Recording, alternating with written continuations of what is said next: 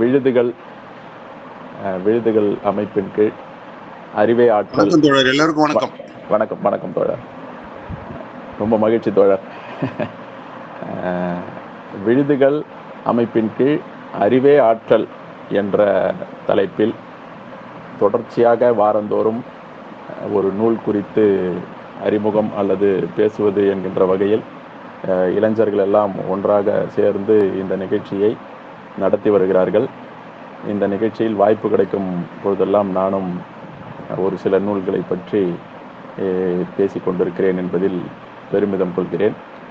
ஏன்னா நான் ஒவ்வொரு வாரமும் சொல்கிற மாதிரி ஒரு வாசிப்பு என்பதும் வாசித்த நூல்களை பற்றி பேசுவது அல்லது எழுதுவது என்பதும் மிக குறைந்த எண்ணிக்கையிலான நபர்களே செய்கிறாங்க.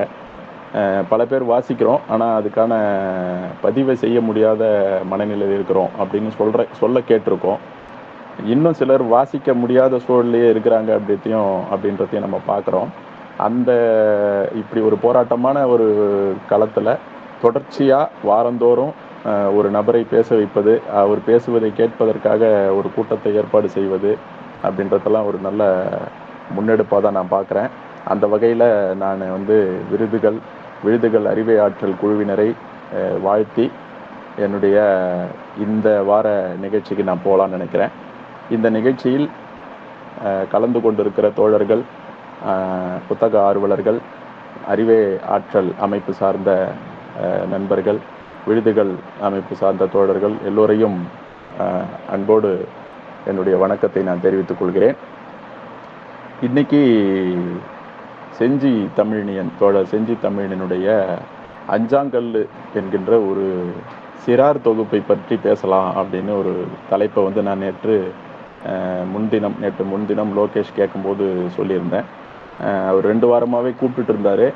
என்னால் இந்த ஞாயிற்றுக்கிழமைனா ஏதாவது ஒரு வேலை நிமித்தமாக வெளியில் எங்கன்னா போய்ட்டுறதால என்னால் வர முடியல. அதற்கான வருத்தத்தை நான் தெரிவிச்சுக்கிறேன்.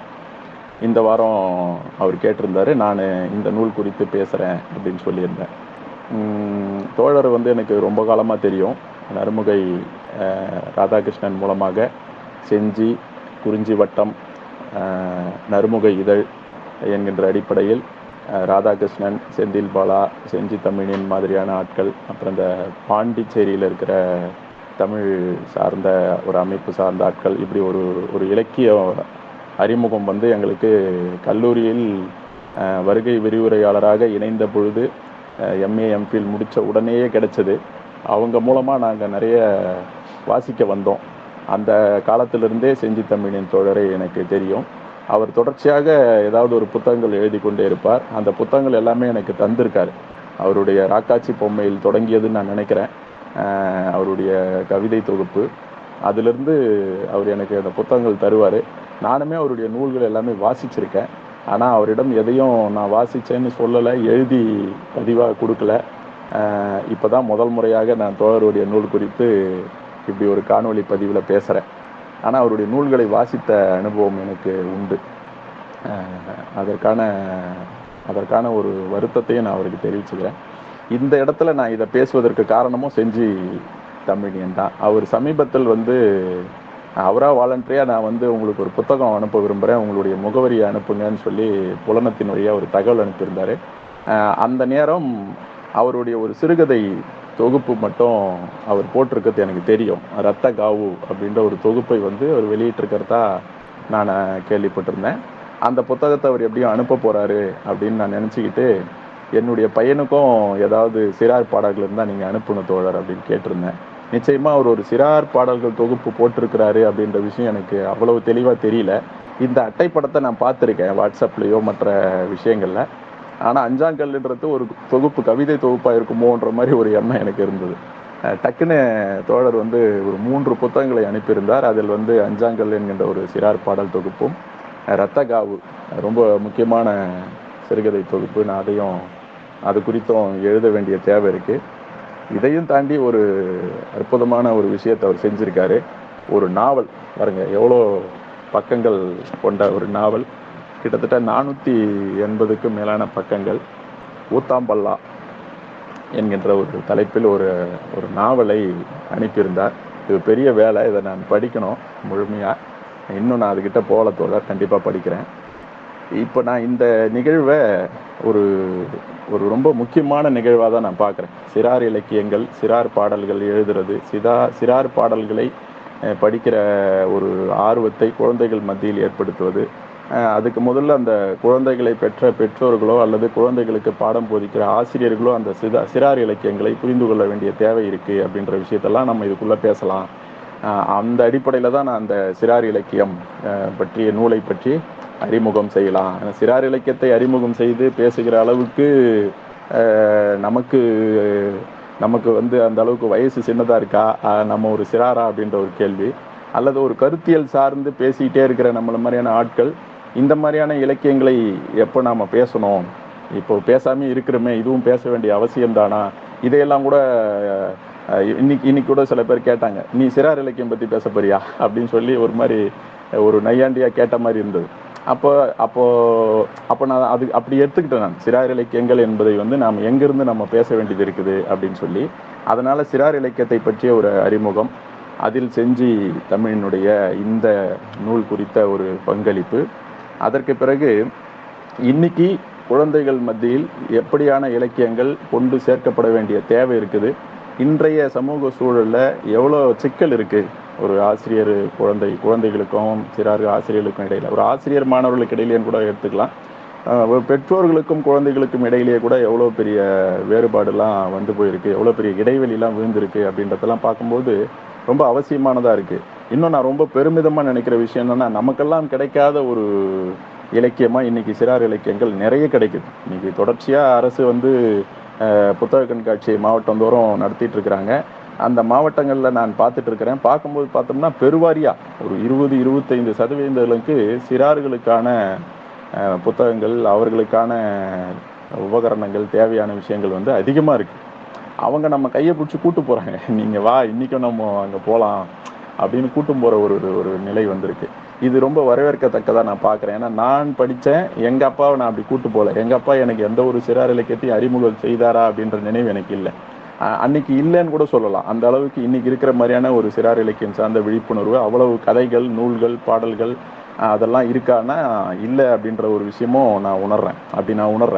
ஆனால் இன்னைக்கு அப்படி இல்லை. நானுமே நிறைய சிறார் இலக்கியத்தை படிக்கிற அளவுக்கான ஒரு வளர்ச்சி இன்னைக்கு இருக்குது. அது ரொம்ப வரவேற்கத்தக்கதாக பார்க்குறேன். அதை குறித்த ஒரு விஷயத்தையும் இந்த இடத்துல நான் பதிவு செய்யலாம் அப்படின்னு நினைக்கிறேன். இந்த நிகழ்ச்சியின் தொடக்கமாகவே பக்கத்திலேயே வந்து ஒரு சிறார் வந்து ரொம்ப தயார் நிலையில் காத்திருக்காரு. அவர் வந்து 2 பாட்டு பாடணும் அப்படின்னு சொல்லியிருக்காரு. ஸோ சிறார் இலக்கியத்தை சிறாரிடமிருந்து தொடங்குவது தான் மரபு, அதுதான் ஒரு நியாயமான செயலாக இருக்குன்றதால அவரிடம் இந்த அஞ்சாங்கல்லு இந்த பாடல் தொகுப்பிலிருந்து அவர் விரும்பிய 2 பாடல், அதில் ஒன்று எனக்கு ரொம்ப பிடிச்சது. அது ஏன் பிடிச்சதுன்னு அவர் பாடியதுக்கு பிறகு நான் சொல்கிறேன். இப்போ யாழினியன் இதிலிருந்து ஒரு 2 பாடல் தொடக்கமாக இதை வச்சுக்கிறேன். ஓகேவா? நீ பார்த்து பாடு. வணக்கம் சொல்லிடு எல்லாருக்கும். வணக்கம், என் பெயர் யாழினியன். நான் 2ஆம் வகுப்பு படிக்கின்றேன். தன்னே மணியே வா வா வா, தன்னத்திலொன்று தா தா தா, நிலவும் மண்டே சிரித்தது பார், நீல வானம் ஜொலித்தது பார், தன்னை சிமிட்டும் மீன் பார், தாற்றில் மெதத்தும் மேகம் பார், பாலை கொஞ்சம் துடித்து வீடு, படுத்து உறந்த வந்து வீடு, தன்னே மணியே வா வா வா, அப்பா அம்மா இருவருக்கும் ஆளுக்கொன்று தா தா தா. அனைவரையும் வரவேற்கும் விதமா இந்த பாடலை எடுத்துக்கலான்னு நான் நினைக்கிறேன். அடுத்தது ஒரு பாட்டா, அதோட முடிஞ்சிருதா? சரி பாடுங்க, திருப்புங்க, அடுத்து திருப்புங்க. இதையும் பாடுறீங்களா?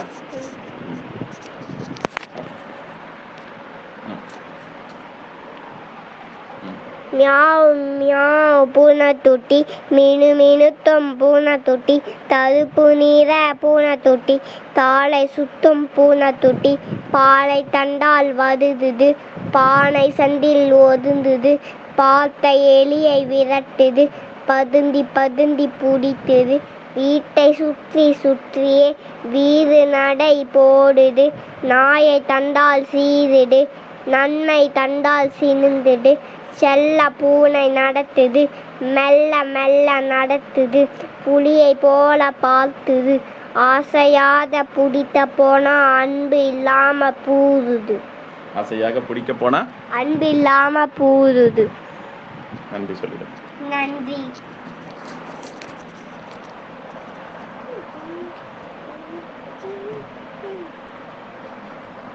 கொடுத்துருவோம். பாடலோட நேரடியாக இலக்கிய நிகழ்வுகளை வந்து நடத்தணும் அப்படின்னு நான் ரொம்ப விரும்புகிற ஒரு நபர் தான். லோகேஷ் சொன்ன மாதிரி இந்த விழுதுகள் அறிவை ஆற்றல் நிகழ்ச்சி தொடக்கத்தில் நேரடியாக நடந்தது. அந்த நேர்முக நிகழ்வுகளில் நானும் பங்கெடுத்திருக்கிறேன். ஆனால் இந்த கொரோனா தொற்று காரணமாக பல நிகழ்ச்சிகள் வந்து இப்படி ஒரு ஊடக வளர்ச்சியின் சார்பாக இந்த இணைய வழியான கூட்டங்களாக மாறிய பல நிகழ்ச்சிகள் மீண்டும் முக நிகழ்வாக நேரடி நிகழ்வாக போகவே இல்லை. அதுக்கு பல காரணங்கள் நிகழ்ச்சியை ஒருங்கிணைக்கிறவங்க சொல்கிறாங்க. எனக்கு ஆனால் அதில் ஒரு வருத்தம் இருந்து கொண்டே இருக்கிறது. அப்படி நேரடியாக நிகழ்வுகள் இருக்கும்போது நமக்கு ஒரு வரவேற்பு, ஒரு நன்றி, ஒரு முகம் சார்ந்த இந்த மாதிரி பாடல்களோடு அறிமுகம் செய்வது. காலையில் ஒரு தாமேசா நிகழ்ச்சி இருந்தது, 2 பாடல்கள் அங்கே பாடினாங்க. இந்த மாதிரியான விஷயங்கள், யார் அதை பாடுறா, யாருடைய குரல் நல்லா இருக்கு, அந்த பாட்டை தேர்வு செய்த அந்த நபர், இப்படிலாம் நம்ம அந்த கலையற இலக்கியத்தை ரசிப்போம் இல்லைங்களா? அந்த விஷயங்கள்லாம் இப்போ கொஞ்சம் குறைச்சலாக தான் இருக்குது. அது என்னுடைய மகன் கேட்டுகிட்டே இருந்தான் நான் பாட போகிறேன்னு சொல்லி. அதனால் இந்த நிகழ்ச்சியை ஒரு பாட்டோடு தொடங்கலாம். அதுவும் சிறார் பாடல்கள்.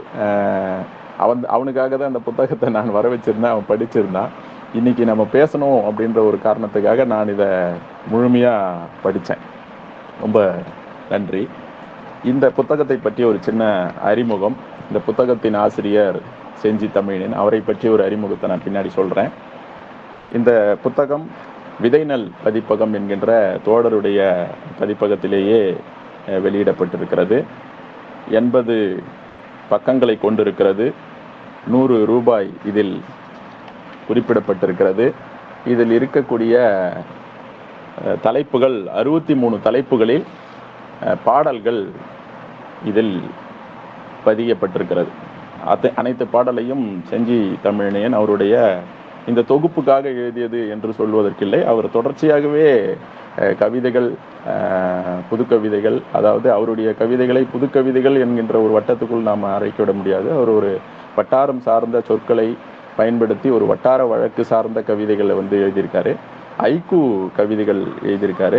இந்த ஐக்கூ கவிதைகள், புதுக்கவிதைகள் என்கின்ற அந்த வட்டார கவிதைகளை எழுதுகிற அந்த கால சூழல்லையே அவர் சிறார் பாடல்களையும் எழுதியிருக்கார். செஞ்சியிலிருந்து வந்த அந்த சிறார் பாடல் தொகுப்புகளிலெல்லாம் செஞ்சி தமிழினுடைய பாடல்கள் வந்து இடம்பெற்றிருக்கிறது அப்படின்ற விஷயமே என்னோட பையன்லாம் சொல்லி தான் எனக்கு தெரிஞ்சது. இந்த புத்தகத்தை வாங்கினோம்னா இதில் ஒரு பாட்டை வந்து அவன் ரொம்ப சரளமாக படித்தபோது தான் நான் எப்படி அவ்வளோ சரளமாக படித்தான்னு ஒரு ஆச்சரியமாக கேட்டபோது, ஏற்கனவே ஒரு தொகுப்பில் வந்து அந்த பாடலை எல்லாம் அவன் ஏற்கனவே அறிமுகப்பட்டிருக்கான், படிச்சிருக்கான் அப்படின்னு தெரிஞ்சு. அந்த மாதிரி சில பாடல்களும் இதில் இருக்கிறதுன்றதால நான் என்ன தெரிஞ்சுக்கிட்டேன்னா, செஞ்சி தமிழன் அப்போ தொடர்ச்சியாக சிறார் இலக்கியங்கள் மீது ஒரு கவனம் கொண்டு சிறார் இலக்கியங்களுக்கான பங்களிப்பை தந்திருக்கிறார் அப்படின்ற ஒரு விஷயத்தில் அவர் மேலே எனக்கு ஒரு மதிப்பு ஏற்பட்டது. அந்த வகையில் இதில் வந்து ஒரு 63 பாடல்கள். எல்லா பாடலையும் படிக்கவோ அல்லது பாடவோ எனக்கு தெரியாது. பாடினாலும் அது சிறார் பாடல்களை பாடக்கூடிய அளவுக்கு இருக்காது. நான் ரொம்ப திருவிழா என்ற தலைப்பிலானது, பட்டாம்பூச்சி, மரம்தான் நமக்கு தாய், கால்பந்து, அப்புறம் மாவழி குறித்த ஒரு பாட்டு, பலூன் ஊது என்ற ஒரு பாட்டு, காக்கா கடின்னு ஒரு பாட்டு, நட்பாய் பழகு என்கின்ற ஒரு பாட்டு, பனை மரம் நான், அதில் தான் அஞ்சாங்கல்லு என்கின்ற ஒரு பாட்டு இந்த தலைப்பு சார்ந்த ஒரு பாட்டு, கபடி ஆட்டம் பற்றி ஒரு பாட்டு, விதை போட்டது யாரு என்கின்ற ஒரு பாட்டு, பள்ளிக்கெல்லாம் விடுமுறை என்கின்ற ஒரு பாட்டு. இதெல்லாம் என் நெஞ்சை தொட்ட எனக்கு ரொம்ப பிடித்தமான பாடல்கள் அப்படின்ற ஒரு பட்டியலில் நான் குறித்தேன். சில பாடல்களை நான் இறுதியில் இந்த கூட்டம் முடிகிற நேரத்தில் நான் வாசித்து காட்ட விரும்புகிறேன். அடுத்ததாக படைப்பாளர் செஞ்சி தமிழினியன். செஞ்சி தமிழினியன் வந்து கவிதைகள் ராக்காச்சி பொம்மை, சொப்புக்கடை, ரொம்ப இந்த பெயர்கள்லாம் பார்த்தீங்கன்னா ரொம்ப புதுமையாகவும் இருக்கும். சொப்புக்கடை அதுவே ஒரு சிறார் இலக்கியத்துக்கான சொல்லடை போல. ஐக்கூ கவிதைகள் அது போல. மரத்தின் நிழல், அந்த தொகுப்பை என்னிடம் அவர் கொடுத்த அந்த நாள் எனக்கு நல்லா நினைவு இருக்கு. அந்த தொகுப்புலையும் ஒரு மரம் போட்டு ஒரு அட்டைப்படம் இருக்கும். அதை நான் அப்பயே படித்தேன் உடனே. மரத்தின் நிழல், நீல நிலா, பூனையின் செங்கோல் என்று ஒரு 3 ஐக்கூ தொகுப்புகள் எழுதியிருக்கிறார். சிறுகதை தொகுப்புகள், ஊராகாலி என்கின்ற ஒரு சிறுகதை தொகுப்பு, அதை நான் வாசிச்சிருக்கேன். அதை பற்றி இதை போல இணைய கூட்டங்கள்லாம் நடந்தது.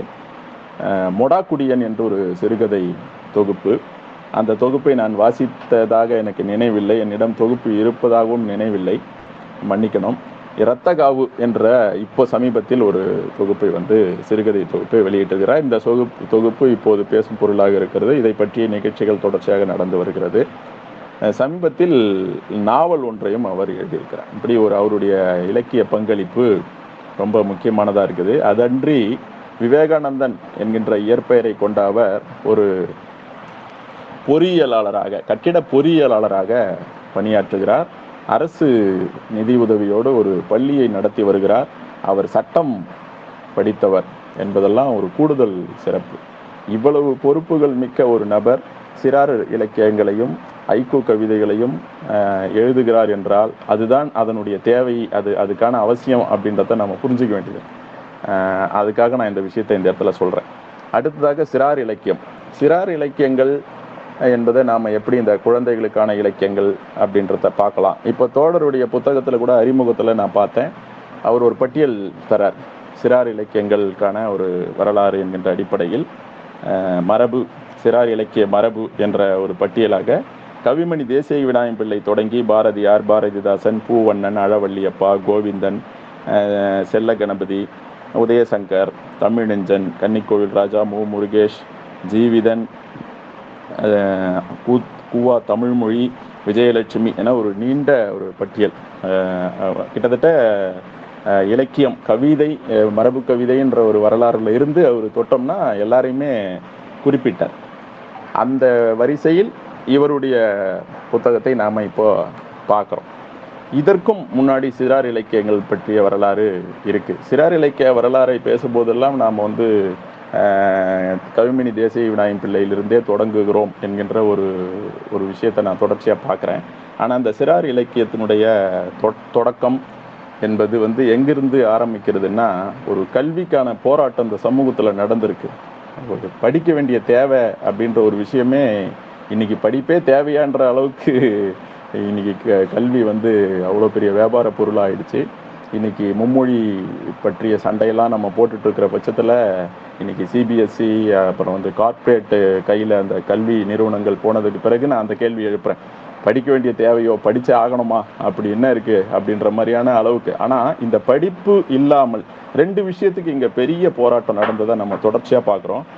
அந்த 2 விஷயம் என்ன அப்படின்னு பார்த்தோம்னா, முதலாவதாகவே கல்வி, 2வதா நிலம். நிச்சயமா இது 2த்துக்குமான போராட்டம் இன்னமும் நடந்து கொண்டு இருப்பதாக தான் நம்ம 100% நம்புறோம். இன்னும் சில இடங்களில் அப்படிலாம் இல்லை அப்படின்னு சொல்றாங்க. அவங்கள நம்ம எந்த வகையில புரிஞ்சுக்கிறதுன்னு எனக்கு தெரியல. உண்மையிலேயே கல்வி குறித்தும் நிலம் குறித்துமான போராட்டம் இன்னும் நடந்து கொண்டே இருக்கிறது. அந்த போராட்டம் ஏன் நடந்துகிட்டு இருக்குது அப்படின்னு பார்த்தோம்னா, இன்னும் அதற்கு தீர்வு கிடைக்கல. இன்னும் கல்வியும் நிலமும் சமமாக எல்லோருக்கும் சென்று சேரவில்லை. இன்னைக்கு நிலைமை வரைக்கும். இன்னைக்கு எவ்வளவு பள்ளிக்கூடங்கள் இருக்கிறது, அரசு பள்ளிக்கூடங்கள். நான் இப்போ பள்ளிக்கூடங்களை பிரித்து பார்க்கல, அரசு தனியார் அப்படிலாம் பார்க்க வேணாம். பொதுவாக பள்ளிக்கூடங்கள்னு எடுத்துப்போமே, ஒரு கல்வியை படிக்கணும் இல்லையா, படிப்பு ரொம்ப அவசியமானதாக இருக்குதே. கல்வி என்பது ஒரு காலத்தில் மறுக்கப்பட்டிருந்த ஒரு சமூக பின்புலம்லாம் இருக்கிற வரலாறுலாம் பார்க்கும்போது இன்னைக்கு அது எவ்வளோ அவசியம். படித்து தானே எல்லாத்தையும் மாற்ற முடியுது அப்படின்றது தானே. கற்பி ஒன்று சேர்னு சொன்ன அந்த மரபுலேருந்து பார்த்தோம்னா, அந்த கற்பிக்கிற அந்த புள்ளியிலேருந்து நான் பார்க்குறேன். அப்படி பார்க்கும்போது எவ்வளோ பள்ளிகள் இருந்தும் இன்னும் கல்விக்கான போராட்டம் இருக்கிறது. அப்போ இந்த புள்ளியைத்தான் நம்ம சிறார் இலக்கிய தொடக்கத்தில் வந்து பார்க்க வேண்டியது இருக்குது. அந்த வகையில் இந்த சிறார் இலக்கிய தொடக்கம் எங்கிருந்து வருது அப்படின்னா, கிட்டத்தட்ட ஆல்காட் நம்ம கேள்விப்பட்டிருப்போம் 1894களிலேயே ஆல்காட் மோத மாதிரியான ஒரு புரட்சி சார்ந்த செயல்களில் ஈடுபட்டிருந்த மனிதர்கள் அப்போ இருந்த அந்த சமூக சூழலோடு அரசியலோடு அவர்கள் தான் வந்து இலவச கல்வி நிறுவனங்கள், கல்வி சார்ந்த கூடங்கள், நிறுவனங்கள்னு சொல்ல முடியாது அதை, ஏன்னா ரொம்ப குறைச்சலா ஒரு 9 மாணவர்கள், 10, 5, 12 அப்படின்ற மாதிரி மாணவர்களுக்கு எல்லாத்தையும் தந்திருக்காங்க. சாப்பாடு இப்போ சொல்கிறோம்ல, நம்ம இந்த அரசு இதை இலவசமாக கொடுத்தது, அந்த அரசு கொடுத்தது, இதை கொடுக்குது, இதெல்லாம் இல்லை. அரசு தருமோ தராதோன்ற கேள்விலாம் இல்லாமல் கல்வி படிக்கணும் ஒரு பையன். அதுக்கு என்னெல்லாம் தேவை இருக்குது அவனுக்கு? வெறுமனே படிக்க அவனால் வரவே முடியாதுன்ற ஒரு ஒரு ஒரு கட்டம் இன்றைக்குமே இருக்குது நிறைய மாணவர்களுக்கு. அப்போ அந்த குழந்தைங்களுக்கு என்ன தேவையோ அந்த அடிப்படைகளை அவங்க தராங்க, எல்லாத்தையுமே தராங்க. அதை தான் நம்ம கிண்டர் கார்டன் ரூம் அப்படின்னு அவங்க முதல்ல ஆரம்பித்த அந்த நிறுவனமே கிண்டர் கார்டன் தான். அதுதான் குழந்தைகளுக்கான இந்த கிண்டர் கார்டன். அந்த கிண்டர் கார்டன் வந்து நிறைய நாம் கேள்விப்பட்டது தான். எம்சி ராஜாவும் ஆர் ரங்கநாயகி அம்மா அவர்களும் அந்த பாடல்களை, கிண்டர் கார்டன் குழந்தைகளுக்கான அந்த விஷயங்களை வந்து தொகுத்திருக்காங்க. இந்த குறிப்பு முதலில் வந்து அயோத்திதாச பண்டிதர் என்கின்ற அந்த அறிஞர் நடத்திய ஒரு பைசா தமிழன் மாதிரியான அந்த இதழ்களில் இந்த குறிப்புகள் கண்டெடுக்கப்பட்டிருக்கிறது. அந்த குறிப்புகளில் இருந்து நிறைய பாடல்களை எழுதியிருக்காங்க. அது சிறிய தொகுப்புகளாக கூட அந்த காலத்தில் வந்திருக்கிறது. ஆனால் அதை பற்றி அதிகமாக அதுக்கு பிறகு கவனம் யாரும் செய்யலை. அவர்களும் எம்சி ராஜா போன்ற அந்த நபர்களுமே வந்து அடுத்த போராட்டங்களை நோக்கி கல்வி சார்ந்த நிறைய வேலைகளை செஞ்சவர் தான் எம்சி ராஜா மாதிரியான ஆட்கள். அவரை நம்ம அப்படிலாம் ஒன்றுமே தெரியாத நபரோ அப்படின்லாம் ஒதுக்கிட முடியாது. அவர் ஒரு பட்டதாரி ஆசிரியராக இருந்து தலைமை ஆசிரியராக உயர்ந்து அப்புறம் தொடக்க கல்வியில் சட்ட வரன்முறைக்கு உறுப்பினராக மாறி கல்வி வளர்ச்சிக்கு உறுப்பினராகி பல்கலைக்கழகத்தில் வந்து குறிப்பிட்ட அந்த பேராசிரியர் அமைப்புகளுக்கெல்லாம் ஆலோசனையில் இருந்து நிறைய கல்வியல் பிஎட் சொல்கிறோம்ல, அந்த கல்வியல் சார்ந்த நூல்கள் எழுதியிருக்காரு.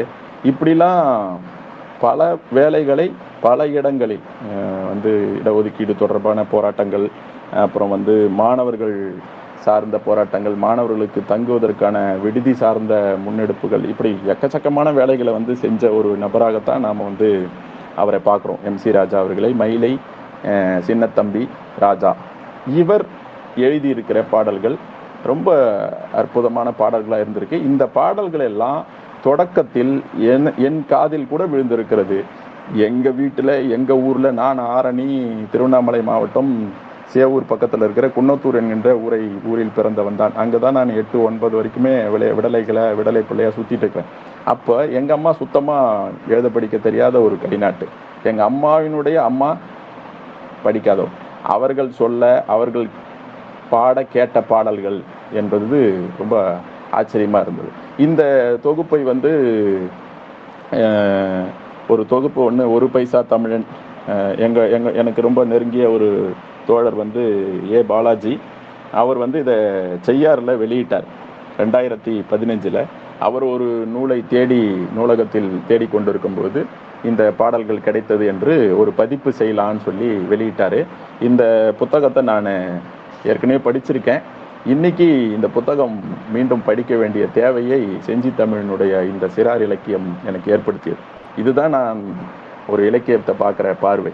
ஒரு இலக்கியம் ஏதோ நாம் பாட்டு குழந்தைகளை பற்றி பாட வந்தோம், குழந்தைங்க பாட்டை பற்றி பேச வந்திருக்கோம், 2 பாட்டை பாடிட்டோம், குழந்தைங்களுக்கு பாடி காமிச்சோம் அப்படின்னோட இதை கடந்து போக முடியல. இந்த சிறார் இலக்கியத்தை, இந்த சிறார் இலக்கிய வரலாறு அப்படின்றதுக்குள்ள எவ்வளோ பெரிய விஷயங்கள் நடந்திருக்கு அப்படின்றத நான் இதுக்குள்ளே பார்க்குறேன். இந்த தொகுப்பில் பாதிக்கு மேலான பக்கங்களில் கௌதம் சன்னா அவர்களுடைய சிறிய வாழ்த்துரையும், இவர் நம்ம ஸ்டாலின் ராஜாங்கத்தினுடைய ஒரு நீண்ட ஒரு முன்னுரையும் இருக்கு. அந்த முன்னுரைக்கு பிறகுதான் பாடல்கள் இதில் இடம்பெறுது. அப்போ அதுக்குள்ள அவர் நிறைய வரலாறை சொல்றார். நான் அதை பார்க்கும்போது என்ன புரிஞ்சுக்கிட்டேன் அப்படின்னா, தொடக்கத்திலே இவர் அந்த பாடல்கள்லாம் இந்த தொகுப்புல வந்து அந்த நம்ம கேள்விப்பட்ட பாடல்கள் இதில் நிறைய இருக்கும். இந்த பாட்டெல்லாம் இப்பவுமே வெவ்வேறு பாடப்புத்தகத்திலலாம் வருவதற்கு கூட எம்சி ராஜா மாதிரியான ஆட்கள் தான் போராடி இருக்காங்க இந்த பாடல்கள்லாம் வருவதற்கு. நீங்கள் பாருங்கள், கைவீசம்மா கைவீசுன்னு ஒரு பாட்டு நம்ம பாடிக்கிட்டே இருப்போம். கைவீசம்மா கைவீசு, கடைக்கு போகலாம் கைவீசு அப்படின்ற மாதிரி அந்த வரிகள் சின்னதாக மாறி அது இருக்க நம்ம பார்க்குறோம். நிலா நிலா ஓடிவா, நில்லாமல் ஓடிவா அப்படின்ற ஒரு பாட்டு. இந்த சாய்ந்தாடம்மா சாய்ந்தாடு பாட்டெல்லாம் இன்னமும் கிராமப்புறங்களில் ரொம்ப சாதாரணமாக பாமர மக்கள் வந்து அந்த வரி மாறாமல் அழகாக பாடிட்டே இருக்கிறாங்க. சுந்தர மயிலை சாய்ந்தாடு, கற்பக கொடியை சாய்ந்தாடு, கட்டி கரும்பை சாய்ந்தாடுன்னு இந்த சாய்ந்தாடு பாடல் இதில் இருக்குது. அதுக்கப்புறம் இந்த இந்த சிறார் பாடலுக்கான ஒரு அமைப்பு இருக்கு இல்ல, இவ்வளவு வேண்டுமா பாகற்காய், அதுவும் வேண்டாம் பீர்க்கங்காய், இவ்வளவு வேண்டுமா பீர்க்கங்காய், அதுவும் வேண்டாம் கத்தரிக்காய், இப்படி வருவது. உங்க அம்மா என்ன போட்டாங்க, பாலும் சோறும் போட்டாங்க, ஈ விழுந்ததா எறும்பு விழுந்ததா, எறும்பு விழுந்தது, எடுத்து விட்டு குடித்தாயா, எடுக்காமல் சும்மாவே குடித்தாயா, இப்படி ஒரு கேள்வியும் பதிலுமா வருவது. அந்த கேள்வி பதிலையே ஒரு ரிதமா எழுதிக்கிட்டே வருவது. அப்புறம் வரிசைப்படுத்தி எழுதுறது. நீ எங்கே போனாய், ஊருக்கு போனேன், எந்த ஊர், மயிலாப்பூர், என்ன மயில், காட்டு மயில், இப்படி நீண்டு போயிட்டே இருக்கு. அது ஒரு பக்கம் ஃபுல்லாக போகுது. இப்படி எழுதுவது. வண்டியில் ஓடுற மாதிரி அந்த நாட்டுப்புற மெட்டில் எழுதுகிற அந்த வண்டிக்காரன் மெட்டு பாட்டு அது இருக்கிறது. தாலாட்டு இருக்கிறது. ஒப்பாரி, தெம்மாங்கு, பேச்சும் கதையும் கலந்து பாடல்களாக தர மாதிரியான ஒரு இலக்கியம். கும்மி, இந்த விடுகதை, கேள்விகளை கேட்டு பதில் சொல்ற ஒரு விஷயம் விடுகதை. இந்த மாதிரியான ஒரு அறிமுகங்கள் எல்லாம் இந்த இந்த இந்த தொகுப்புல நான் கவனிச்சேன். அப்ப இதை வந்து தொடக்க காலத்துல கல்வி குறித்து, இங்க கல்வி சில மறுக்கப்பட்ட ஒரு வரலாறு இருந்ததுல, இவங்கெல்லாம் படிக்கலாம் இவங்கெல்லாம் படிக்க கூடாதுன்னு திட்டமிட்டு தானே அது இருந்திருக்கு. சும்மா அப்படிலாம் இப்ப இல்லைன்னு நம்ம சொன்னாலுமே கூட அது இருந்ததுன்றத நம்ம மறுக்க முடியாது. இன்னைக்கு நம்ம ஒரு குறிப்பிட்ட எல்லையை தாண்டி நாம எல்லாரும் படிச்சுட்டு இருக்கிறோம். படிக்கிறதுல எதை படிக்கலாம், எதை அடையலாம் அப்படின்ற அளவுக்கு தான் இன்னைக்கு சிக்கலே இருக்கு. ஆனா ஒரு காலத்துல அந்த கல்வி எதை இவன் படிக்கவே கூடாதுன்ற ஒரு வரலாறு, ஒரு ஒரு ஒரு போராட்ட சூழல்.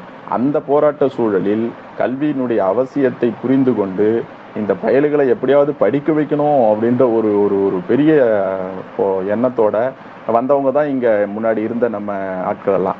அப்படிதான் MC ராஜா வந்து இந்த பாடல்கள்லாம் எழுதியிருக்காரு. அவருடைய விஷயங்கள் நாம படிக்கும்போது அவரிடம் எப்படி இந்த சிறார் மனநிலை வந்தது அப்படின்றதெல்லாம் ரொம்ப ஆச்சரியமா இருக்கு. ரொம்ப சரிவா குழந்தைகளுக்கான அந்த பாடல்களை வந்து குழந்தைகள் மனநிலையிலேயே எழுதுறாரு. ஏன்னா உண்மையிலேயே ஒரு குழந்தையோடு நாமெல்லாம் விளையாடுறோம், உட்காந்து ஒன்றா சாப்பிட்றோம், வண்டியில் நம்ம குழந்தைய ஏற்றிக்கிட்டு எங்கேயோ ஒரு பள்ளிக்கூடத்துக்கிட்ட போய் விடுறோம், ஒரு கடைக்கு கூட்டு போகிறோம். இதெல்லாம் நம்ம செய்ய தகுமா அப்படின்லாம் நான் அடிக்கடிக்கு நினச்சி பார்த்தது உண்டு. ஏன்னா நம்மையும் அறியாமல் நாம் ஏதாவது வார்த்தைகளாக பேசி விடுவது, திடீர்னு ஒரு ஃபோன் வந்தால் நம்ம அதை அட்டன் பண்ணிடுறது, வண்டி ஓரம் கட்ட முடியாமல் கூட சில நேரத்தில் அட்டன் பண்ணிவிடுவோம். கோவப்பட்டு கூட எதனா பேசிடுவோம், பக்கத்தில் குழந்தை சாப்பிட்டுட்டு இருக்குது அப்படின்னு தெரியாமல் டக்குன்னு எதனா ஒரு வார்த்தையை பேசிடுவோம். இதெல்லாம் எவ்வளோ பெரிய தவறான விஷயம் பாருங்கள். இதெல்லாம் நம்ம அறியாமையே நாம் ரொம்ப மெத்த படிச்சிட்டோம், இல்லை பெரிய வயசாகிடுச்சு, நமக்கு 40 வயசு ஆயிடுச்சுன்னத்தால் நம்ம நடந்துக்கிற மாதிரிலாம் பார்க்கும்போது குழந்தையோடு நாம் ஒன்றி போகிற விஷயன்றது ரொம்ப, அந்த பாடல்களையும் அந்த குழந்தை இலக்கியங்களை படிக்கும்போது தான் நான் அதை உணர்றேன். மற்ற நேரங்களில் என்னால் அதை அவ்வளவா உணர முடியல.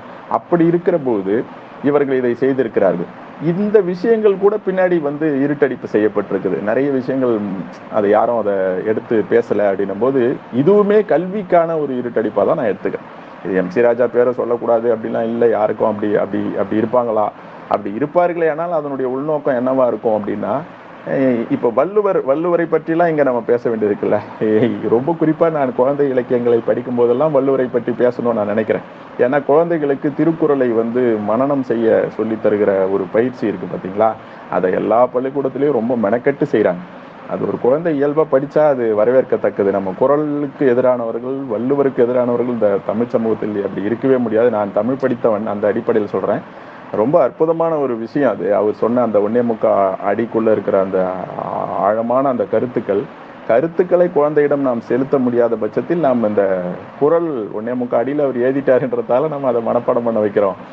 அப்போ வள்ளுவர் யார் என்ற கேள்வி இருக்கு, வரலாறு இருக்குல்ல, அதையே நம்ம ஆளுங்க அழிச்சிருக்காங்க. ஏதோ ஒரு வகையில் அது அழிக்கப்பட்டிருக்கு. அப்போ அவரை கூட யார் என்ற கேள்வி வந்து இந்த மாதிரி வரலாறுகள் படிக்கும்போது தெரிய வரும். ஏன் அவர் யாருன்னு சொல்ல விரும்பலை அப்படின்னா, அவர் சொல்ல விரும்பாத ஒரு நபராக இருக்கிறாருன்னும் போது அவருடைய இருட்டடிப்பு செஞ்சிடறாங்களோ அப்படின்ற மாதிரியான இங்கிருந்து நான் பார்க்குறேன் சிறார் இலக்கியத்தை. அதற்காக இந்த வரலாற்றை, இந்த சுருக்கத்தை இந்த இடத்தில் நான் சுருக்கமாக சொல்ல வந்தேன். இவ்வளவு முக்கியத்துவம் வாய்ந்த ஒரு இலக்கியமாகத்தான் இன்னைக்கு வளர்ந்து இருக்கிற இந்த சிறார் இலக்கியம் இருக்குது. அதிலும் குறிப்பாக பாட்டு தான் முதல்ல வந்துருக்கு.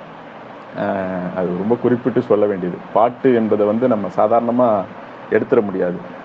எழுத படிக்க தெரியாத நாட்டார் இலக்கியங்களில் கூட பாட்டாக தான், அந்த பாட்டுக்குள்ள அத்தனை உணர்ச்சிகள் இருக்கிறது, ஒரு ரிதம் இருக்கிறது. இன்னைக்கு பாட்டை பற்றிலாம் நிறைய இன்னைக்கு சர்ச்சைகள். இவர் தான் இசையின் ஞானி, இவர் தான் இசைக்கு ரொம்ப முக்கியமானவர்கள். இசைன்னா இங்கே படிக்கணும், ஒரு இசை கல்லூரியில் போயிட்டு. இசை ஞானம்லாம் நமக்கு கிடையாது, நம்மலாம் பாத்ரூமில் சும்மா பாடிக்கிட்டு இருக்கிற ஆளுங்க அப்படின்ற மாதிரி இதுக்குள்ள நிறைய வெரைட்டி வகை வகையாக இருக்கு. ஆனால் இந்த பாடல்கள் வந்து ஒரு மனித உணர்ச்சியோட ரொம்ப இயல்பா, ஒரு செத்து போயிட்டா ஓன அழுவுறது, அங்கே வர ஒரு ஒரு ஒரு உணர்வு, ஒரு சந்தோஷத்தை சொல்றது, ஒரு வெக்கத்தை எப்படி ஒரு சினுங்களோட சொல்றது, இதெல்லாம் தான் இந்த சிறார் பாடல்களில் ரொம்ப முக்கியமானதாக நான் பார்க்குறேன்.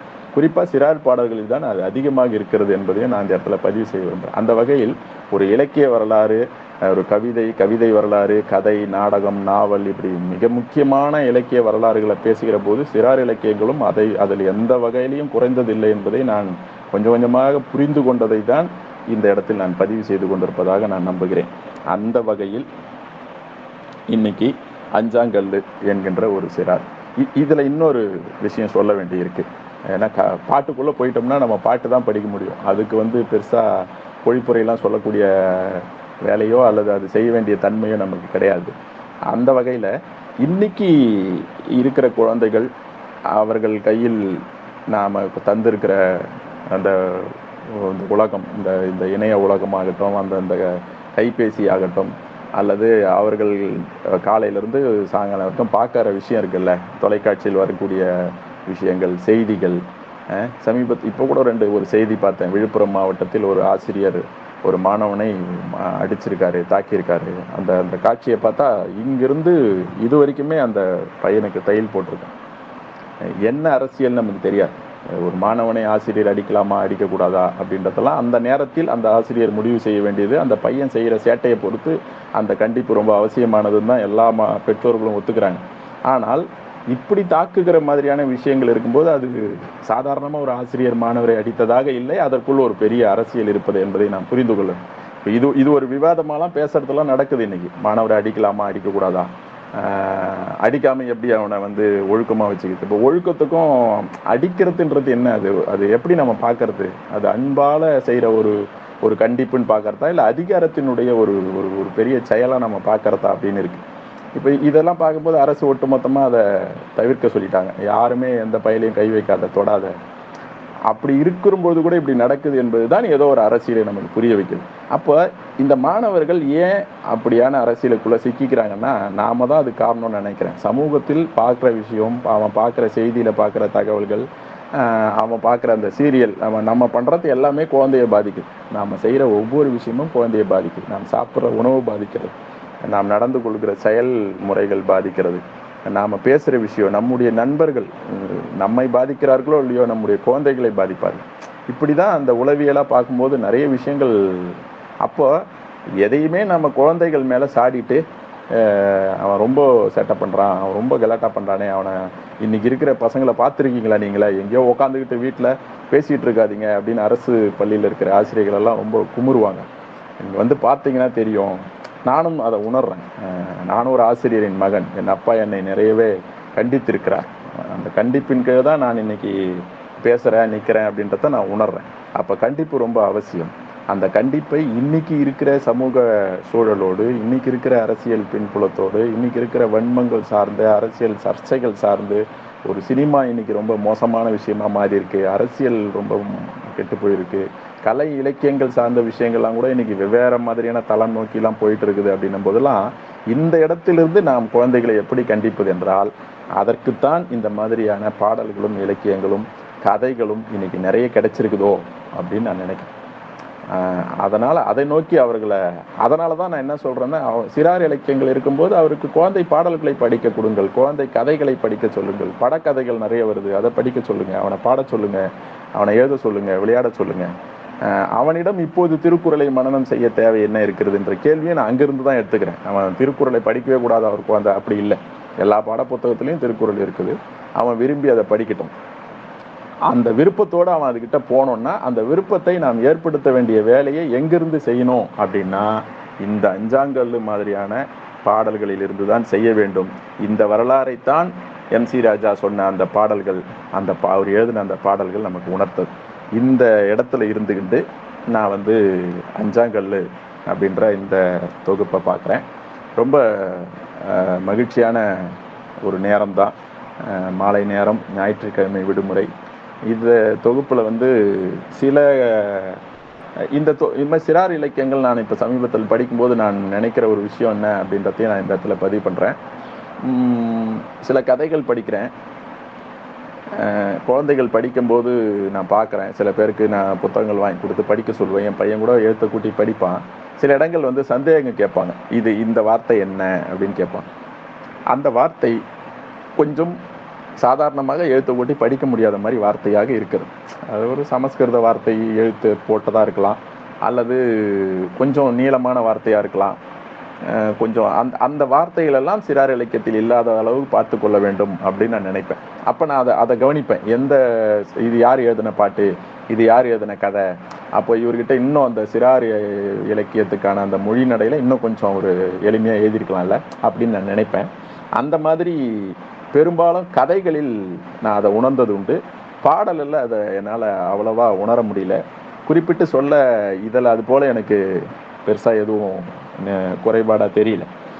இது ஏதோ ஒரு ராகத்தின் கீழ் அவர் எழுதியிருப்பார்னு நான் நினைக்கிறேன். ஒரு பாட்டையுமே அவர் ஏதோ ஒரு மெட்டின் கீழே தான் அவர் எழுதியிருப்பார்னு நினைக்கிறேன். ஏன்னா சிலது மட்டும் படித்து காட்டுறேன். உத்தி டெக்னிக் அப்படின்ற மாதிரி அதை நம்ம எடுத்துக்கிட்டான் தெரியல. உத்தி யாரை கேட்க, அவனை பார்க்க, என்ன கேட்க. உனக்கு எம்ஜிஆர் வேணுமா, கருணாநிதி வேணுமா? உனக்கு அரிசி வேணுமா, குமி வேணுமா? உனக்கு மல்லாட்டை வேணுமா, தொழும்பு வேணுமா? உனக்கு எண்ணெய் வேணுமா, புண்ணாக்கு வேணுமா? உனக்கு காற்று வேணுமா, பலூன் வேணுமா? இப்போ ரொம்ப அற்புதமான ஒரு கேள்வி. உனக்கு வந்து காற்று வேண்டுமா, பலூன் வேணுமா? இது குழந்தையிடம் கேட்குற அந்த கேள்வி பாருங்க. உத்தி யாரை கேட்க, அவனை கேட்க, என்னை கேட்க. வரிசையாக கேட்டுட்டே வந்தபோது இருந்தது, உன்னிடம் காற்று வேண்டுமா, பலூன் வேணுமா? எனக்கே எதை கேட்கறதுன்னு. ஆனால் அந்த குழந்தை டக்குன்னு சொல்லிடும். உனக்கு நான் முத்துக்குமார் கவிதைகளை ஆய்வு பண்ணும்போது அவர் ஒரு கவிதை எழுதுவார். ஒரு குழந்தையிடம் நான் போய் கேட்டேன், உனக்கு வந்து சின்ன மாமாவை பிடிச்சிருக்கா, பெரிய மாமாவை பிடிச்சிருக்கான்னு. அவன் கொஞ்சம் கூட யோசிக்காம 2 பேரையும் சொல்லிட்டான் அப்படின்னு முடிப்பார். இப்போ அந்த குழந்தைகள் வந்து நாம் கேட்குற ரொம்ப யோசிச்சு எப்படியா இவனை வாயடைச்சிடலான்னு எதாவது கேட்டோம்னா அவன் ரொம்ப சாதாரணமாக அதுக்கு மிக சரியான பதிலை சொல்லிட்டு போயிடுவான். அதுதான் அந்த மனநிலை. அப்படி இதிலிருந்து நான் தொடங்குறேன். சிலது ஒரு 77வது பக்கம், 77ல் மழையே வா அப்படின்னு ஒரு பாட்டு. மழையே வா வா, மனதிற்கு இன்பம் தாத்தா, புல்லும் செடியும் வளர்ந்தால் பூமி பசுமையாகும். புல்லும் செடியும் வளர்ந்தால் பூமி பசுமையாகும். ஏரி குளங்கள் நிறைந்தால் ஏற்றம் நிலத்தில் கூடும். பஞ்சமில்லா வாழ்வில் பசிகள் எல்லாம் தீரும். பஞ்சமில்லா வாழ்வில் பசிகள் எல்லாம் தீரும். அன்னையை போல மழையை அள்ளி முத்தம் கொடுப்போம். மழையே வா வா, மனதிற்கு இன்பம் தாத்தா. இது ஒரு நல்ல பாட்டு. குழந்தைக்கு இந்த பாட்டை சொல்லி எவ்வளோ மழை வந்து புயல்லாம் வந்து அடிக்கும் போதெல்லாம் கூட அந்த குழந்தைங்க கேட்கலாம், மழையை வர சொல்கிறியப்பா, இப்படிலாம் மழை வருதுன்னா மனதிற்கு இன்பம் தரக்கூடிய அளவில் அந்த மழை இருக்க வேண்டும். அப்படிதான் மழை இருக்கிறது. இயற்கை அப்படிதான் இருக்கிறது. நமக்கு இன்பம் தரலை அப்படின்னும் போது நாம் அதை வந்து, அதாவது நெருப்பு வந்து குளிர் காயறதுக்கு தான். ஒரு பனி சூழலில் நம்ம குளிர் காயுவோம். ரொம்ப தீ மூட்டிட்டு உள்ளே இறங்குன்னா அது ரொம்ப அதிகார செயலாக மாறிடும். இப்படி தான் அதை நம்ம இயற்கையை வந்து சொல்கிறாரு. சின்னதாக அதில் இடையில அந்த ஒவ்வொரு பக்கத்துலேயும் ஒரு படங்கள் போடப்பட்டிருக்குது. அதுவும் நல்ல விஷயமாக தான் நான் பார்க்குறேன். 79 அதை நம்ம கடைசியாக சொல்லலாம். அது ரொம்ப நல்ல பாடல். 68வது பக்கத்தில் பட்டம் பறக்குதுன்னு ஒரு பாட்டு எனக்கு ரொம்ப பிடிச்சிருந்தது. என் பையன் பாடும்போது கூட நான் ஒரு விஷயம் சொல்கிறேன்னு, அந்த பூனை பாட்டு ரொம்ப எனக்கு பிடிச்சிருது. அதை தான் அவன் அந்த தொகுப்பு வாங்கினோடனே பாடி காமிச்சான். ஏன்னு எனக்கு தெரியாது. எனக்கு பூனையை ரொம்ப பிடிக்கும். நான் பூனை வளர்க்க விரும்பவே இல்லை, ஆனால் எனக்கு பூனையை ரொம்ப பிடிச்சிருக்கிறது. அந்த பாட்டில் கூட கடைசியாக வந்து அது அன்பை பொழியாமல் கூறுது அப்படின்னு சொல்லிட்டு அவர் முடிக்கிறார். நான் ரொம்ப என் அறிவுக்கு ரொம்ப மகிழ்ச்சியாக எடுத்துக்கிட்டேன். இந்த பூனையினுடைய குணாதிசயத்தை சொல்லி அதை முடிக்கிறேன். இப்போ நம்ம யானையுடைய குணாதிசயத்தில் இருந்தால் தான் நல்லதுன்னு நம்ம நினைப்போம். அது நம்மோட ரொம்ப இயல்பாக பழக்கம் வந்த பிறகு நம்ம அதை வேற எதுக்கோ பயன்படுத்துகிறோம். அது மாதிரி இல்லாமல் பூனை பூறுகிறது, அது பூனை பூரும், நீ அன்பை அதுக்கு காட்டு, அது அன்பை அப்படித்தான் காட்டும் அப்படின்ற முறையில் எடுத்துக்கிறது நான் பார்க்குறேன். அந்த மாதிரி பட்டம் பறக்குதுன்ற தலைப்பே ரொம்ப பட்டம் பறக்கட்டும், அது இந்த பட்டமும் சரி, பட்டம் படித்த பட்டமும் இருந்தாலும் சரி, அதை பறக்கட்டும் அப்படின்ற உணர்வில் வானில் பட்டம் பறக்குது, வாளை ஆட்டி பறக்குது, நூலை இழுக்க இழுக்கவே மேலே நோக்கி பறக்குது, நூலை இழுக்க இழுக்கவே மேலே நோக்கி பறக்குது, பறவை போல தெரியுது, பறந்து பறந்து அலையுது, அண்ணன் செய்த பட்டம், அண்ணன் செய்த பட்டம் அருமையாக பறக்குது, அசைந்து வானில் பறக்கவே ஆசை துள்ளி குதிக்குது. ரொம்ப ரொம்ப ரிதமாகவே அது இருந்தது. அதனாலேயே நான் அதை தேர்வு செஞ்சுக்கிட்டேன்னு கூட சொல்லலாம். அடுத்து இன்னும் ஒரு பாட்டு மட்டும் நான் படிச்சுட்டு சில விஷயங்கள் சொல்லி நான் என்னுடைய இந்த அறிமுக உரையை நான் முடிச்சுக்கலாம்னு நினைக்கிறேன். 62 பூவை காட்டி சிரிக்கும். இந்த பகுதியில் தான் அஞ்சாங்கல்லு என்ற இந்த தலைப்புக்கான ஒரு பாட்டம் இருக்குது. அந்த பாட்டை நூல் வாங்கி வாசிப்பாளர்கள் குழந்தைகளுக்கு கொடுக்கணும்னு நான் கேட்டுக்கிறேன். பூவை காட்டி சிரிக்கும். மண்ணில் குழியை தோண்டி மக்கிய எருவை போட்டு விதையை ஊன்றி நட்டு வேண்டும் தண்ணீர் ஊற்று. மண்ணில் குழியை தோண்டி மக்கிய எருவை போட்டு விதையை ஊன்றி நட்டு வேண்டும் தண்ணீர் ஊற்று. 4 நாட்கள் கழித்து நட்ட விதை முளைக்கும், பார்ப்பதற்கு அழகு பச்சை இலை வரவு. நல்லா, 4 நாட்கள் கழித்து நட்ட விதை முளைக்கும், பார்ப்பதற்கு அழகு பச்சை இலை வரவு. இந்த இடத்துல ஒரு ஞாபகம் எனக்கு வருது. நாங்கள் 12வது படிக்கும்போது பி குரூப் படித்தோம். நான் அது ஒரு பெரிய கதை. அது உள்ள ஒவ்வொருத்துக்குள்ளே போனால் ரொம்ப இதுவாகிடும். இந்த இலக்கியங்கள் நம்மளை எங்கெங்கேயோ கூப்பிட்டு போயிடும். அங்கே பி குரூப் நம்ம மேக்ஸுக்கு பயந்துக்கிட்டு நான் போயிட்டு படம்லாம் கொஞ்சம் அப்போது வரைய வேணத்தால் பி குரூப் சேர்ந்துட்டேன். அதோட ரொம்ப கொடுமையாக இருந்தது. அப்போ எங்கள் தாவரவியல் ஆசிரியர் பாட்டனி, அவர் ரொம்ப இந்த செடிகள் மேலெல்லாம் ரொம்ப அப்படித்தானே இருக்க முடியும். தாவரவியல் ஆசிரியர் வேறு எப்படி இருக்க முடியும்? அவர் என்ன பண்ணுறாரு, ஏதோ ஒரு டெல்லியில் எங்கேயோ டூர் போகும்போது ஒரு அற்புதமான விதை வாங்கி வந்து போட்டு அதை சுற்றி வேலியெல்லாம் போட்டு பாதுகாப்பாக ஒரு செடியை வளர்த்து வச்சுக்கிறாரு. அந்த செடியினுடைய பேர்லாம் சொன்னார். எனக்கு அதெல்லாம் தெரியல. இன்ன வரைக்கும் நான் பாட்டனி படித்தேன்னு சொல்லிக்கிறேன், அவ்வளோதான். அதை பற்றி எனக்கு பெரிய இது இல்லை. பரீட்சையில் பாஸ் ஆகிட்டேன், வந்துட்டேன், தமிழுக்கு வந்துட்டேன். அந்த செடி பேர்லாம் சொல்லி ஒரு வருஷத்துக்கு ஒரு இலை தான் அந்த செடியில் வந்து வரும் அப்படின்னு அவர் சொல்லுவார். அதை எப்போ சொன்னாருன்னா, எங்கள் பயலுகளை வந்து தண்டிக்கிறதுக்காக தண்ணி ஊற்ற சொல்லுவார். எதனா தப்பு பண்ணோம்னா உடனே போயிட்டு அந்த செடிக்கு ஒரு 5 பக்கெட்டி தண்ணி ஊற்றிட்டு வா அப்படின்னு. அப்படி ஒரு பையன் ஊற்றிட்டு வந்த கோவத்தில் என்ன பண்ணிட்டா, அவர் மேலே இருக்கிற கோவத்தில் ஒரு செடியை ஒரு இலையை வந்து எடுத்து போட்டான்.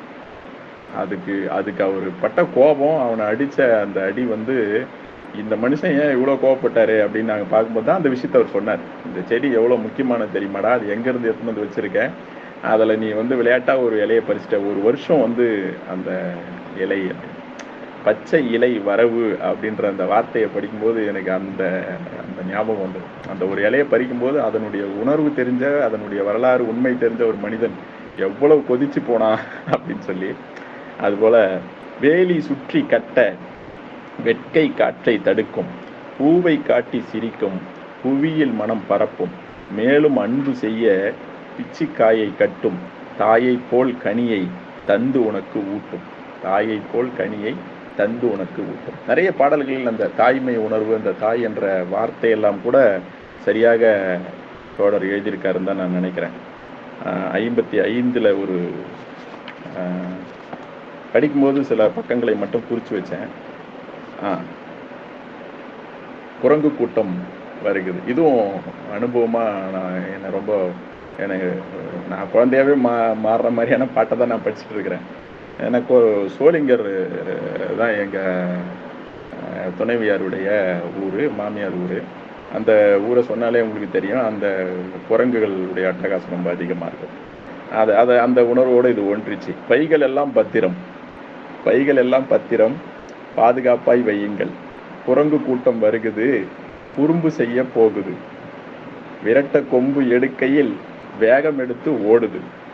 பழத்தை பரிசாய் தந்தால் பல்லிழித்து சிரிக்குது. முடிச்சிட்டாரு. இதுக்கு மேலே ஏத முடியலன்ற மாதிரி முடிச்சிட்டாரு. உண்மையிலேயே இதை நான் உணர்ந்தேன். அந்த மலைக்கு நான் ஒரு முறை போகணும் அப்படின்னு நான் ரொம்ப கொழுப்பெடுத்த பையலாக என்ன பண்ணேன், போகும்போதே சொன்னாங்க, ஒரு கொம்பெல்லாம் அங்கே வச்சுருப்பாங்க, அந்த செருப்பெல்லாம் விட்டு போகிற அந்த கடையில் அந்த தேங்காய் பழம்லாம் வாங்குற இடத்துல நான் சும்மா நடந்து போகணும் அப்படின்னு ஒரு நாள் தனியாளாக போகணும்னு நினச்சேன். ரொம்ப நாளைக்கு முன்னாடி அது நடந்து போயிட்டேன். கொம்பு வாங்கிக்காமே நான் போகிறேன். ஒரு குறிப்பிட்ட படி இது ஏறினதுக்கப்புறம் குரங்குங்க வந்து என்னை செக் பண்ண ஆரம்பிச்சிட்டாங்க, போலீஸ் மாதிரி. அப்போ தான் எல்லாம் திட்டினாங்க, ஏப்போ ஒரு கொம்பு வாங்கிட்டு வந்திருக்காங்கல்ல கூட, அவங்க ரொம்ப அட்டகாசம் பண்ணுவாங்க அப்படின்னு சொல்லி. அது அப்படியே இருக்குது. விரட்ட கொம்பு எடுக்கையில் வேகம் எடுத்து ஓடும். இந்த கொம்பு கையில் வச்சுருந்தா அவங்க கொஞ்சம் நிறைய பொருட்கள் வாங்கி அதை கொடுக்குறதும் இருக்குது. அந்த பகுதியில் தொடர்ச்சியாக போகிறவங்க என்ன செய்கிறாங்கன்னா, அதுக்கு தேவையான பொருட்களை வாங்கி சாப்பிட்ற பொருளை கொடுத்துட்டே இருக்காங்க. அது சாப்பிட்டுட்டு அவங்களெல்லாம் விட்டுடுது. நம்மளை மாதிரி என்றைக்கோ ஒரு நாள் போகிறவங்களால அதை புரிஞ்சுக்க முடியாது. அதனால் நம்ம கொம்பு வச்சு தான் அதை விரட்டிட்டு பயத்தின் அடிப்படையில் தான் நம்ம இந்த வேலையை செய்கிறோம் இல்லையா. இப்படி கடைசியான ஒரு கவிதை. பள்ளிக்கெல்லாம் விடுமுறை அப்பப்போ விடணும். என் பையன்கிட்ட நான் அடிக்கடி கேட்பேன், ஏன்டா இன்னைக்கு லீவ் போட போறியா அப்படின்னு கேட்பேன். இப்போ நாளைக்கு கூட பரீட்சை இருக்கிற நாளில் கூட நான் அதை கேட்பேன், ஏன்டா லீவ் போடலாம்ல இன்னைக்கு அப்படின்னு. ஏன் நீ எப்போ தான் லீவ் போட சொல்கிறேன்னு. லீவ் போடண்டா, லீவ் போடுறதுல அவ்வளோ ஒரு சந்தோஷம்.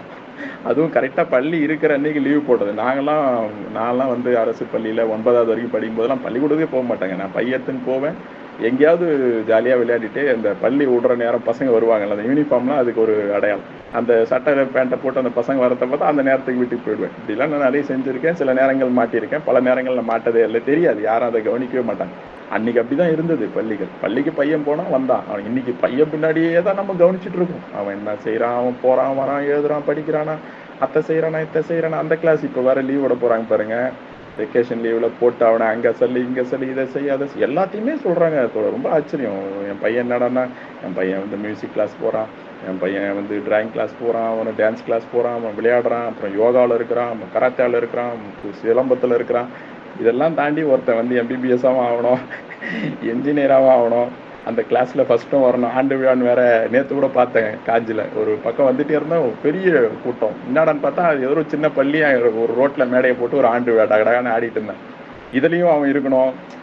அந்த ஆசை வந்து ரொம்ப, இந்த ஆசைக்கெல்லாம் ஒரு முடிவு என்னென்னா பள்ளிக்கெல்லாம் விடுமுறை அப்படின்ற ஒரு தலைப்பு தான். அப்படி ஒரு தலைப்பாக நான் இதை பார்த்தேன். ரொம்ப நல்லா இருந்தது. பாட்டி வீடு செல்கிறேன், ஒரு மாதம் ஆட்டம் போட்டு ஊடு வந்து சேருவேன். நீச்சல் அடிக்க பழகணும், நிமிர்ந்து சைக்கிள் ஓட்டணும், மலையேறி பார்க்கணும், மரத்தில் தாவி குதிக்கணும். இதெல்லாம் இன்றைய குழந்தைகளுக்கு எத்தனை குழந்தைகளுக்கு இதெல்லாம் தெரியும், அல்லது இதெல்லாம் நாம் சொல்லித்தர முடியுமா? எங்கேயாவது கூட்டு போய் ஏரோப்ளைனை காட்டுனா கூட ஏற்றி உள்ளே ஏற்றி போய் இறக்கிற கூட நமக்கு வாய்ப்பு இருக்குது. ஆனால் நீச்சல் அடிக்க பழகணும். நீச்சல் அடிக்க பழகணும். அது ஒரு பழகுதல், ரவுத்திரம் பழகுன்னு பாருங்க. அந்த அந்த அந்த அந்த அந்த புள்ளியிலேருந்து யோசிக்க வேண்டியது. நிமிர்ந்து சைக்கிள் ஓட்டணும். நிறைய பேர் நான் பார்க்குறேன், சைக்கிள் ஓட்ட கற்றுக்கிட்ட நாளில் எப்படி ஓட்டினானோ அப்படியே ஓட்டிகிட்டு இருப்பாங்க. அந்த நகரங்களில் பார்த்தா இப்படியே போவான். அந்த சைக்கிளை வந்து அவனுக்கான ஒரு லாவகமான விஷயமா அவனால் மாற்றிக்க முடியாது. ஆனால் கிராமத்தில் சைக்கிளை தானாக ஓட்ட கற்றுக்கின பையன் இருக்கான் பாருங்க. இடத்துல ஏறி வலதுல ஏறுவான், வலது பக்கம் ஏறி இடது பக்கம் ஏறுவான். அவன் கால் பெடலு, அரைப்பெடலு, முக்கா பெடலு, குரங்கு பெடலு எல்லாமே போடுவான். அந்த சைக்கிளை கண்டு அவன் பயப்பட மாட்டான். ஆனால் நம்ம இன்னைக்கு கற்றுக்கிற சைக்கிள் இருக்கு பாருங்க, அதெல்லாம் நிறைய பேச வேண்டிய விஷயங்கள் தான். இந்த சிறார் இலக்கியங்கள் படிக்கும்போது அந்த வட்டமான ஒரு ஒரு ஒரு ஒரு சேர் மாதிரி ஒன்று கண்டுபிடிக்கிறாங்க. அது உள்ள குழந்தைய உட்கார வச்சு தான் பயிற்சி. அது ரொம்ப ரொம்ப ஆபத்தானது. உளவியில் அது தேவையில்லைன்னு சொல்கிறாங்க மருத்துவர்கள், ஆனால் யாரும் கேட்கறதில்ல. அடுத்து சைக்கிள் ஓட்டும் போது 2 பக்கம் ஸ்டாண்டு மாதிரி 2 வச்சுக்கிட்டு 2 பக்கமே ஒரு வீல் வச்சிடறாங்க. ரொம்ப சேஃப்டி, ரொம்ப அதாவது பாதுகாப்பாக இருக்கலாம். இப்போ அவ்வளோ பாதுகாப்பாக இருந்து தான் கொரோனான்னு சொல்லி நம்மளை கைத்தட்ட விட்டு விளக்கேற்ற விட்டுலாம் நம்மக்கிட்ட அரசியல் பண்ணாங்க. இப்போ நீங்கள் என்ன பாதுகாப்பு? அது எப்படி செய்யணுமோ அது அப்படி தான் செய்யணும். அதுக்கான தேவை இருக்குல்ல. அந்த தன்மையில் அதை நம்ம அவனுக்கு உணர்த்தணும். அவனுக்கு ஒரு 4 வயசு 5 வயசு வரும்போது அவனுக்கு அது மேலே ஆசை வரும். அப்போ அவன் விழுந்து எழுந்தும் அதை கற்றுக்கணும்னு பார்ப்பான். ஆனால் நம்மளுங்க அவனுக்கு 2 3 வயசுலேயே அவன் வீட்டில் வாங்கிட்டாங்க, இவங்க வீட்டில் வாங்கிட்டாங்க, நீங்கள் வாங்கிடுன்னு கொடுத்து அவனை ஒரு பலவீனமான ஒரு பயிற்சியாளராக நம்ம மாத்திரமோ அப்படின்ற ஒரு ஒரு கவலை இருக்குது. அந்த கவலையெல்லாம் இந்த கிராமப்புற கவிதைக்குள்ளே போகும்போது உடையுது. நீச்சல் அடிக்க பழகணும், நிமிர்ந்து சைக்கிள் ஓட்டணும், மலையேறி பார்க்கணும், மரத்தில் தாவி குதிக்கணும். ஒரு கிராமத்தில் இது அத்தனையுமே இருக்கும். கபடி ஆடி மூச்சடக்கி காயமின்றி ஓடி பிடித்து பார்த்து கோழி அடிக்கணும், பழனி பம்பரத்தை வீழ்த்தணும்.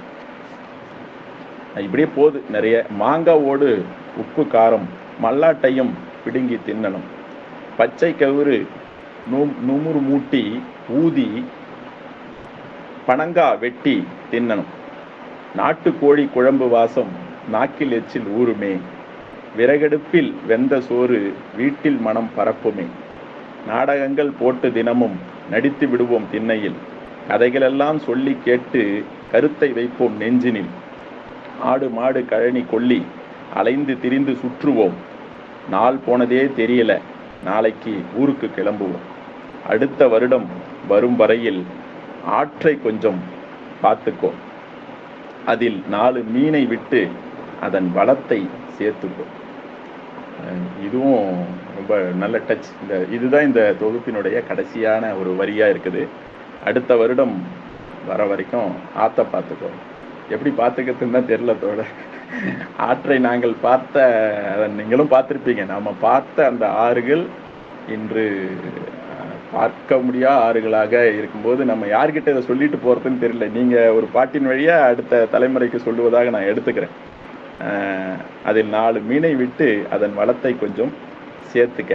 இப்போ நாடகங்கள் நடிக்கிறது, உண்மையிலேயே நாடகம் நடிக்கிறதுலாம் எனக்கெல்லாம் எந்த நாடக குருவுமே கிடையாது. நான் நாடகம் நடிக்கிறதுல விரும்புவேன், நாடகம் எழுதணும்னு நினைப்பேன். எப்படின்னா எங்கள் கிராமப்புறங்களில் நீங்கள் பாடிக்கிற போல் மாலை நேரங்களில் சாப்பிட்டு முடித்தவுடன் விளையாடுவார்கள், கபடி விளையாடுவாங்க. அந்த கபடி விளையாட்டெல்லாம் நான் வந்து 3வது 4வது படிக்கும்போது அங்கிருந்த இளைஞர்கள் இரவு ஒரு 9 10 மணிக்கு ஆரம்பித்து 11 12 வரைக்கும் விளையாடிட்டு இருப்பாங்க. எந்த விதமான ஒரு சண்டை சச்சரவு போட்டிலாம் இல்லை. சும்மா ஒரு வீர விளையாட்டு மாதிரி 2 குழுவாக பிரித்து விளையாடுவாங்க, வேடிக்கை பார்த்துட்டே இருப்போம். இப்படி கதை சொல்கிறது, 7 மணிக்கு சாப்பிட்டு முடிச்சோன்னா கதை சொல்லுவாங்க. அந்த கதைக்குள்ளே நிறைய ஊர் கதை, அந்த ஊரை பற்றிய விஷயம், அந்த ஊரில் யார் நல்லவன் கெட்டவன்ற மாதிரியான விஷயங்கள்லாம் கூட சொல்லியிருக்காங்க போல். பின்னாடி தான் அது நமக்கு தெரியுது. எங்கள் வீட்டுக்கு பக்கத்தில் இருக்கிற அந்த வீடுடைய பேரையே வந்து தொட்டி வீடுன்னு சொல்லுவாங்க. அது தொட்டி வீடுனா என்னன்னு எனக்கு தெரியாது. நான் எம்ஏ படிக்கும்போது எங்கள் ஆயா கிட்ட கேட்கும்போது தான் தொட்டி வீடு என்ற சொல் தொட்டி வீடாக மாறிடுச்சு அப்படின்னு சொன்னாங்க. தொட்டி முதல்ல அந்த வீட்டில் வந்து தண்ணி பிடிக்கிறதுக்காக கட்டினாங்கடா, அங்கே தான் எல்லாரும் போய் தண்ணி எடுப்பாங்க. அது தொட்டி வீடு, தொட்டி வீட்டுக்கு பக்கத்து வீடு, தொட்டி வீட்டுக்கு எதிர் வீடு, தொட்டி வீட்டுக்கு பக்கத்து சந்து, இப்படி சொல்லி அது தொட்டி ஆயிடுச்சு. தொட்டின்ற சொல்லோட மாறி. இப்படிலாம் நம்முடைய மூதாதையர்களோடு இந்த மாதிரி விஷயங்களை பதிவு செய்கிற படைப்புகளோடு பேசி இதை குழந்தைகளுக்கு சொல்ல கொடுத்து அவர்கள் கேட்குற கேள்விகளுக்கு நம்ம பதில் சொல்கிறதுக்கு பாருங்க, அதுக்கு நாம் மெனக்கட்டு தேடி அலைஞ்சு இப்போ கூட இதை படிச்சுட்டு என் பையன் ஏதாவது சில கேள்விகள் கேட்பானே, ஆனால் எனக்கு தெரியாத பட்சத்தில் நான் நிச்சயமாக படைப்பாளராக இருக்கிற செஞ்சி தமிழனோடு தொடர்பு கொள்ள வேண்டியது. இது என்ன வார்த்தை, இதுக்கு என்ன பொருள் அப்படின்னு. இதுதான் நம்ம இந்த குழந்தைங்களுக்கு தரக்கூடிய வரலாறு. இதுதான் நமக்கு சிறார் இலக்கியங்கள் இன்னைக்கு எக்கச்சக்கமாக தந்துகிட்டு இருக்கு. இந்த இலக்கியங்களோடு அவர்களை அறிமுகப்படுத்துவோம் இலக்கியத்திற்குள். இந்த இலக்கியங்களோடு அவர்களை நீங்கள் விரும்புகிற அந்த பாடத்தில் நல்ல மதிப்பெண் பெறவும், அல்லது அவன் நல்ல சிந்தனையாளனாக, நல்ல வளமான உடல் ஆரோக்கியம் கொண்டவனாக, நல்ல மூளை வளர்ச்சி இன்னைக்கு இல்லாத குழந்தைகள்லாம் பார்க்கும்போது ரொம்ப ஒரு வகுப்பில் ஒரு 1ஆம் கிளாஸ்லேருந்து எடுத்துக்கிட்டிங்கன்னா கூட, நான் இங்கே காஞ்சியில் ஒரு 4 பள்ளிகளுக்கு நான் வரேன் கவனிக்கிறேன். ஒவ்வொரு வகுப்புலேயும் 1 2 குழந்தைகள் அப்படி இருக்கிறாங்க. நம்முடைய நண்பர்கள், நம்முடைய சமூகம் சார்ந்த உறவுகளுக்கு கூட அது மாதிரியான குழந்தைகள் நம்ம பார்க்க நேரும். அப்போ நம்ம ஆரோக்கியத்தை தர வேண்டும் குழந்தைகள்.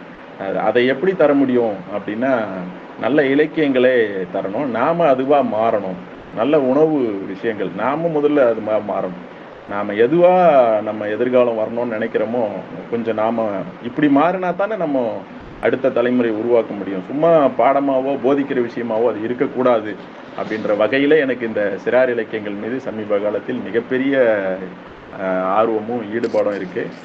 நிறைய விஷயங்களை நானும் குழந்தையோடு சேர்ந்து படிச்சுட்டே இருக்கிறேன். அந்த வகையில் தான் தோழர் தந்த அந்த 3 நூல்களில் முதலாவதாக நான் அஞ்சாங்கல்ல பற்றி நீங்கள் உள்ள படிங்க. அந்த கவிதையை நான் படித்து காட்டக்கூடாது என்பதாலே நிறுத்திட்டேன். கல் ஆடும்போது அது ஒரு விளையாட்டு. நாங்கள் கல்லெல்லாம் விளையாடி இருக்கோம். இன்னைக்கு தூக்கி கரெக்டாக பிடிப்பனான்னு தெரியல. அது பெண்களோட ஆண்கள்லாம் சேர்ந்து விளையாடுற விஷயம்லாம் உண்டு. எங்கள் ஆசிரியர்லாம் எனக்கு ஞாபகத்துக்கு வராரு. எங்கள் சமீபத்தில் மறைந்த பேராசிரியர் மாரிமுத்து அவரெல்லாம் வந்து யார் வீட்டிலனா கல் விளையாடினாங்கன்னா நாங்கள் போயிட்டு உட்காந்து அப்படியே பெருசாக கீழே கொட்டிட்டு மொத்தத்தையுமே டக டக டக டகன்னு பிடிப்பாங்க. அதெல்லாம் ரொம்ப இந்த மாதிரி பல நினைவுகளை இந்த நேரத்தில் அஞ்சாங்கல் என்கின்ற இந்த சிறார் பாடல் தொகுப்பின் மூலம் இந்த நினைவுகளை மீட்டெடுத்து கொண்டு ஏதோ நான் சொல்ல விரும்பியதையெல்லாம் சொல்லிட்ட ஒரு மன மகிழ்ச்சியோடு இருக்கிறேன். இந்த வாய்ப்பை எனக்கு ஏற்படுத்தி தந்த இதற்காக என்னை வாரந்தோறும் கேட்டுக்கிட்டே இருந்தோம். இந்த முறை தான் என்னால் பேச முடிஞ்சது. இதுக்கான சூழலையும் வாய்ப்பையும் ஏற்படுத்தி தந்த விழுதுகள் அமைப்புக்கும் அறிவை ஆற்றல் இளைஞர்களுக்கும் இந்த இவ்வளவு நேரமாக இந்த நிகழ்ச்சியை இந்த உரையை இந்த காணொலி வழியாக கேட்டுக்கொண்டிருந்த தோழர்களுக்கும் குறிப்பாக நான் பேசணும்னு நினச்சேன் செஞ்சி தமிழின் தோழருக்கு. நல்லவேளை அவர் இணைஞ்சிட்டாரு. நான் கொஞ்சம் ஏதோ நினைவிலே இருந்துட்டேன். அவருக்கும் படைப்பாளரும் இணைஞ்சிருக்காரு என்பது எனக்கு ரொம்ப சந்தோஷமாக இருக்குது. நேரில் பேசுகிற மாதிரி தான் நான் அதை உணர்ந்துக்கிறேன். ரொம்ப நன்றி. நீலமேகம் இருக்கார். இன்னும் சில பேர்லாம் பேர்லாம் போடாமல் இருக்கிறதால எனக்கு யார் யார் இணைஞ்சிருக்காங்க தெரியல. அதனால் எல்லா தோழர்களுக்கும் என்னுடைய நன்றியை நான் தெரிவித்துக் கொள்கிறேன். நன்றி, வணக்கம். மேற்கொண்டு ஏதாவது தகவல் இருந்தால் நாம் இந்த நிகழ்ச்சியை தொடருவோம். நன்றி. மிக்க மகிழ்ச்சியா ஒரு ஆகச்சிறந்த படைப்பாளரோடு அவருடைய நுழையங்களுக்கு அறிமுகப்படுத்துனீங்க. இந்த நிகழ்ச்சியில் வந்து பார்த்தீங்கன்னா சிறார் இலக்கியத்தை பற்றி மறுபடியும் வந்து நாங்களும் வந்து ஒரு சிறார் போல மாறி அந்த சமயத்தில் நீங்கள் கண்ட அனுபவத்திலாம் நாங்களும் வந்து உணர்ந்ததெல்லாம் வந்து ரொம்ப அதுபோல் அந்த நூலின் வழியே வந்து பாடல்களின் மூலமே வந்து எப்படி குழந்தைகளுக்கு வந்து ஒரு சமூக அக்கறை, இயற்கை பேணி பாதுகாத்தல், இந்த மாதிரி விலங்குகளுடைய குணங்கள் இதெல்லாமே வந்து எடுத்து இயம்புதா இருந்தாரு. அதெல்லாம் நீங்கள் சிறப்பாக தங்களுடைய அனுபவத்தை வச்சு சிறப்பாக விளக்குனீங்க. மிக்க மகிழ்ச்சி ஐயா.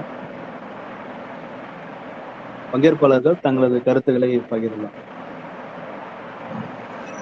ஐயா, மிகவும் மகிழ்ச்சி, ரொம்ப சந்தோஷம். ஏன்னா ரொம்ப நாள் பொறுத்து அறிவு ஆற்றல் புத்தக பகிர்வு நிகழ்வு வந்து கலந்துக்கிறது ரொம்ப சந்தோஷமா இருக்குது. ஏன்னா பல நேரங்கள் ஏதாவது ஒரு அந்த நேரத்தை ஏதாவது வெளியே போயிடுற மாதிரி இருக்கும். இன்னைக்கு கூட ஒரு 7:20-25 தான் ஜாயின் பண்ணேன். உங்களுடைய அந்த பகிர்வு வந்து புத்தகத்தை ஒட்டியே அதுக்கான எடுத்துக்காட்டுகள் நிறைய இருந்தது, கவிதைகளோடு. அது ரொம்ப நல்லா இருந்தது. ஆனால் உங்களுடைய அந்த கவிதை நடையும் இருக்கட்டும், தமிழ் உரையாடலும் இருக்கட்டும், இது எனக்கு புத்தகமாகவே தெரியல. ஒரு இயல்பாக ஒரு விஷயத்த வந்து நமக்கு ஞாபகத்தை தூண்டுற மாதிரி இருந்தது. வருங்கால பிள்ளைகளுக்கும் இப்போ இருக்கக்கூடிய பிள்ளைகளுக்கும் என்ன விஷயத்த நம்ம அழகாக கொண்டுட்டு போக போகிறோம் அப்படின்ற போல ரொம்ப சிறப்பாக இருந்ததுங்க ஐயா. ரொம்ப மகிழ்ச்சி. மேலும் மேலும் உங்களுடைய புத்தக பகிர்வும் இது போன்ற நிறைய விஷயங்கள் தொடரட்டும். வாழ்த்துக்கள் ஐயா.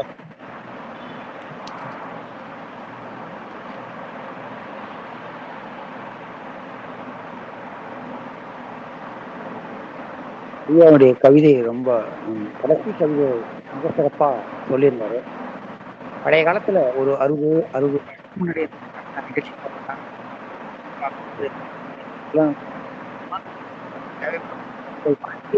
இருந்தது. அந்த குழந்தைகள் இருந்தாங்க. அதனால கனவா அப்படிப்பட்ட இப்போ வணிக குழந்தைகளை சீரையை உருவாக்குது.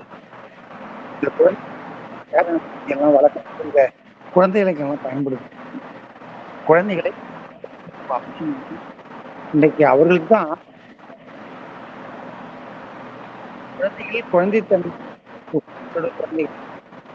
குழந்தைகள் பொம்மைகள் இந்த பொம்மைகள் கூட ஜிபி செல்லு அப்படி நவீன தொழில்நுட்பம் கொடுக்கின்றார். பார்வை ஐயா சிறப்பா இருந்துச்சு. நல்லா நன்றி.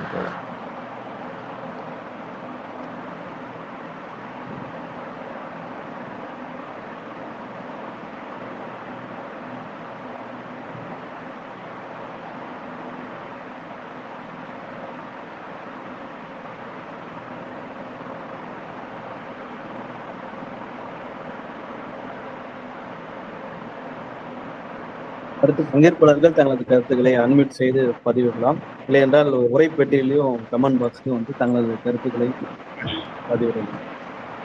ஐயா வணக்கம் ஐயா. சிவராஜ் எல்லோடு சிவா பேசுறேன். ரொம்ப வணக்கம் தோழர். வணக்கம். ரொம்ப அற்புதமா இருந்தது. முதல்ல மீட்டிங்ல இணைஞ்ச உடனே எனக்கு இந்த குரல் ரொம்ப நாள் ஆச்சா, படைப்பாளர் தமிழ் ஐயா தான் பேசுறாரா நீங்க பேசுறீங்களான்ற மாதிரி அந்த அளவுக்கு குரலோட சிங்க் ஆயிடுச்சு. 2 பேருமே ஒரே கிட்டத்தட்ட ஒரே புரிதலோட அந்த குரல் வளமும் அதே மாதிரி சிங்க் ஆன மாதிரி இருந்தது. ரொம்ப அற்புதமான உரை. எல்லா பாடல்களோட இணைச்சு அந்த விஷயங்களை பேச எவ்வளவு நினைவுகளை கொண்டு போச்சு. ரொம்ப அற்புதமா இருந்தது உங்களோட உரை. உங்களோட உரை கேட்டதுலயும் ரொம்ப மகிழ்ச்சி. ஐயாவுக்கு ரொம்ப நன்றி. அதுல அற்புதமான பாட்டுகள்லாம் வந்து நம்ம பார்த்துட்டு இருக்கிறோம். அதுல ஒரு சிறு துளியா வந்து பாப்பா ஒரு 2 வரி பேசுறா. அது ஒரு நிமிஷம் கேளுங்க. நாங்க பாடுற பாட்டு. அதோ பேர் யாரு, ஆத்துக்கு என்ன பேரு, சக்கரபர்ணின்னு சொல்லுவாங்க, சாக்கு என்ன மீன் அள்ளுவாங்க. தேங்க்யூ. சிறப்பு. அட்டகாசமான பாட்டு. நல்ல கவிதைகள் எல்லாமே குழந்தைங்களை வந்து ரொம்ப எளிமையா மனசுல எடுத்துக்கிற மாதிரி கவிதை. அஞ்சாங்கல்ல பத்தி இன்னும் நிறைய பேசணும். நாங்கெல்லாம் கொஞ்சம் அப்படியே ரொம்ப காலம் தாத்துறது ரொம்ப இதுவா இருக்கு. நீங்க முதல் முறையா இது வந்து பேசியிருக்காங்க. இருந்தாலும் நீங்க எடுத்து இதை பேசும்போது ரொம்ப சந்தோஷமா இருக்கு. ரொம்ப மகிழ்ச்சி. வாழ்த்துக்கள் ஐயா. நன்றி தோழர். நன்றிங்க ஐயா. வாழ்த்துக்கள் ஐயா. நன்றி தோழர். தோழர் இணைஞ்சிருக்காரு. அனைவருக்கும் வணக்கம்.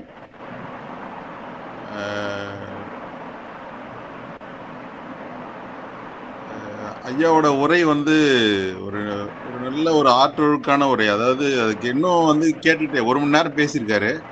ஆனால் இன்னும் கேட்டுகிட்டே இருக்கலான்ற மாதிரியான ஒரு அந்த துவக்கமாகட்டும் பல விஷயம் வந்து இதில் வந்து நுட்பமாக வந்து அவர் பதிவு பண்ணியிருக்காரு. இந்த ஒத்தை பைசா இதழிலிருந்து அன்னைக்கு வந்து நம்ம பாடல்கள்லேருந்து இது ஏதோ சிறுவர் இலக்கியம்ன்றது வந்து அந்த பொக்கிஷத்தை வந்து நாம் இன்னும் நிறைய கொண்டு போய் சேர்க்கணும் அப்படின்றது தான். இது வந்து ஒரு நினைவுகளை மீட்பது தான். அதாவது இது வந்து வெறும் குழந்தைகளுக்கு மட்டுமானது இல்லை. இது குழந்தைகளுக்கானதுன்னு நம்ம எழுதியிருந்தா கூட இந்த பாடலை அவர்களுடைய பெற்றோர்கள் பாடுறாங்க, பெற்றோர்கள் குழந்தைக்கு சொல்லி கொடுக்குறாங்கன்னா அவங்களோட நினைவுகளும் பின்னோக்கி போகும். பின்னோக்கி போகிறதன் மூலயமா வந்து சென்ற வாழ்க்கையை, நம்ம இழந்துவிட்ட வாழ்க்கையை நம்ம மீட்பதற்கான ஏதோ ஒரு திறவுகோல் இங்கே இருக்கும் அப்படின்றது தான் இது. ஐயா வந்து ரொம்ப சிறப்பாக பேசினாங்க. அது வந்து அந்த அந்த அந்த பேச்சுன்றது வந்து எப்படின்னா இன்னமும் வந்து அந்த நட்பை வந்து இறுக்கமாகவும் இன்னும் வந்து நம்ம எழுதுறதுக்கான இன்னும் ஒரு உந்து சக்தியை வந்து கொடுக்குது. அதே மாதிரி நான் வந்து இப்போ நீலமேக சார் இருந்திருக்காங்க, அப்புறம் இல்லோட சிவா வந்திருக்கா தம்பி, மேடம் ரவாதேவி மேடம் வந்திருக்காங்க திருவண்ணாமலையிலிருந்து. எல்லாருமே அவங்க கொஞ்ச நேரத்துக்கு முன்னே தான் இணைஞ்சாங்க. அவங்க வந்து அடுத்த முத்தஞ்சில் வந்து இந்த தொகுப்பு குறித்து பேசுறதுன்னு சொல்லி ஐயா சொல்லியிருக்காரு. அவங்க பண்ணுவாங்க. அவங்கெல்லாம் வந்து இப்போ சிறார் இலக்கியம் சார்ந்தும் செயல்பாட்டாளர்களாக இருக்காங்க. நாம் வந்து ஒரு படைப்பு வச்சிருக்கிறோம். அடுத்து வந்து நம்ம ஒரு சிறார்களுக்கான கதை ஒரு பக்கத்தில் ஒரு கதை சொல்கிற மாதிரியான அதுக்கான கொஞ்சம் வேலைகள் போயிட்டுருக்கு. அது வந்து நம்ம அடுத்து கண்டிப்பாக வந்து, ஏன்னா இது எல்லாவற்றிலும் தாண்டிலும் எந்த படைப்பு நீங்கள் நாவல் எழுதுனா, நீங்கள் வேற ஏதாவது எழுதுங்க, இன்னைக்கு இலக்கியத்தில் என்னென்ன வகைமை இருக்கோ அதெல்லாம் கூட எழுதுங்க. அதை எல்லாத்தையும் தாண்டி சிறார் இலக்கியம் தான் இன்றைய தேவை. அதுதான் நமக்கான உயிர் நாடி. ஏன்னா இன்னைக்கு சமூகம் வந்து நம்ம வேற லெவலில் போயிட்டு இருக்கு. அது வந்து ஒரு பக்கம் மலைகளை சுரண்டி பவுடர் ஆக்கின்னுக்கிறோம், ஒரு பக்கம் ஆத்தெல்லாம் வந்து துத்து வேற மாதிரி பண்ணிட்டு இருக்கோம், ஒரு பக்கம் விளைநிலங்கள் எல்லாத்தையும் வந்து நாசம் பண்ணிட்டு இருக்கிறோம். இந்த குழந்தைகளுக்கு நாம் எதை விட்டுட்டு போவோம்னு தெரியல. நாளைக்கு சமூகத்தில் நம்மெல்லாம் அந்த காலத்தில் வாழ்ந்தன்ற ஒரு குற்றவாளிகளாக தான் நம்மெல்லாம் வந்து நாளைய சமூகம் வந்து நம்மளை சித்தரிக்கும். அதுக்கான வேலைகள் தான் இன்னைக்கு அரசாங்கங்களும் சரி எல்லாமே அதை தான் பண்ணிட்டு இருக்காங்க. ஆனால் இந்த மாதிரியான இலக்கியங்கள் தான் அந்த குழந்தைகளை மீட்டெடுக்கும். அவர்கள் வாழ்க்கை புரிதலோட அவங்கள வந்து நல்ல சமூகத்தை அமைக்கிறதுக்கு ஒரு வடிகாலாக இந்த மாதிரியான சின்ன சின்ன முயற்சிகள் கை கொடுக்கும்னு நினைக்கிறேன். இந்த நிகழ்வை ஒருங்கிணைத்த அனைத்து நண்பர்களுக்கும் தோழர்களுக்கும் வாழ்த்துக்கள். நன்றி. ரொம்ப நன்றி. இதுக்காக. அனைவருக்கும் வணக்கம். நான் நீலமேகன். நூலாசிரியர் உள்ளிட்ட அனைவருக்கும் என்னுடைய முதல்ல இந்த நிகழ்வுல பங்கேற்கிறதுக்கு ஒரு வாய்ப்பை ஏற்படுத்தி தந்ததற்கு முதல் நன்றியை தெரிவிக்கிறேன். இது ஒரு அற்புதமான நிகழ்வு. இந்த அஞ்சாங்கல் அப்படிங்கிறத அந்த தலைப்பை கேள்விப்பட்ட உடனே சின்ன வயசுல நான் பசங்களோட சேர்ந்து அஞ்சாங்கல் ஆடின நினைவுகளை திரும்பவும் அசை போட வைக்குது. உண்மையிலே இன்னைக்கு இருக்கக்கூடிய நெருக்கடியான வாழ்க்கையில இந்த பழைய நினைவுகளை அசை போட வைக்கக்கூடிய ஒரு விஷயம் இருக்கு இல்லையா, அது ரொம்ப ரொம்ப அவசியமான ஒண்ணு. நம்ம வாழ்க்கையில ஒவ்வொரு விஷயங்களையும் அப்படியே காட்சி படிமங்களா மனசுல பதிய வச்சிருக்கோம். உண்மையிலே அதெல்லாம் அந்த வரலாறு, அந்த கடந்து வந்த வரலாறு இல்லை அப்படின்னா நம்ம உண்மையிலே காட்டு மிராண்டியா மாறி போயிடுவோம். அந்த மாதிரியான ஒரு சூழல்ல இந்த குழந்தை இலக்கியங்கள் அப்படிங்கிறது வெறுமனே குழந்தைகளுக்கானது மட்டும் இல்லை. யோசிச்சு பார்த்தோம்னா அது ஒரு வகையில பெரியவர்களுக்கான ஒரு வடிகாலாகவும் அமையறத நம்ம பார்க்க முடியும். நான் அந்த மாதிரியான கண்ணோட்டத்தையும் அதை பார்ப்பேன். இப்போ யோசிச்சு பார்த்தா நாம நூல் வெளியிடுறோம், அது சிறார்களுக்கான ஒரு மையப்புள்ளியா வச்சு தான் அந்த நூல் வெளிவருது. ஆனாலும் கூட அதை முதல்ல யாரு வாசிக்கிறாங்க, அல்லது முழுமையா அதை உள்வாங்குறவங்க யாரா இருப்பாங்க அப்படின்னு பார்த்தோம்னா பெரியவர்களாக தான் இருப்போம். அதுக்கப்புறம் தான் அதை நம்ம சிறுவர்களுக்கு அதை அறிமுகப்படுத்துறோம், அதை கொண்டு சேர்க்கிறோம் அப்படிங்கிற விஷயம் இருக்கு. ஸோ அந்த வகையில இது ஒரு அற்புதமான ஒரு ஆரோக்கியமான போக்கு. இன்னைய காலகட்டத்தில் நம்ம நிறைய இழந்து போயிருக்கக்கூடிய விஷயங்களை இந்த மாதிரியான சிறார் இலக்கியங்களின் மூலமாகத்தான் திரும்பவும் அதை நம்ம மீட்டெடுக்க வேண்டிய ஒரு வாய்ப்பானது ஏற்படுது. ஏன்னா இன்னைக்கு மொத்தமே எந்திரமா மாறிப்போச்சு. நிறைய விரிசல்கள் இருக்கு, நிறைய கேப் இருக்கு. இது எல்லாத்தையும் ஒரு ஒழுங்குபடுத்துற ஒரு அவசியம் இன்னைக்கு இருக்கு. அதையெல்லாம் ஒரு ஈடு செய்கிற ஒரு விஷயமா, இட்டு நிரப்புற விஷயமா இந்த மாதிரியான நூல்கள் தான் இருக்கும்.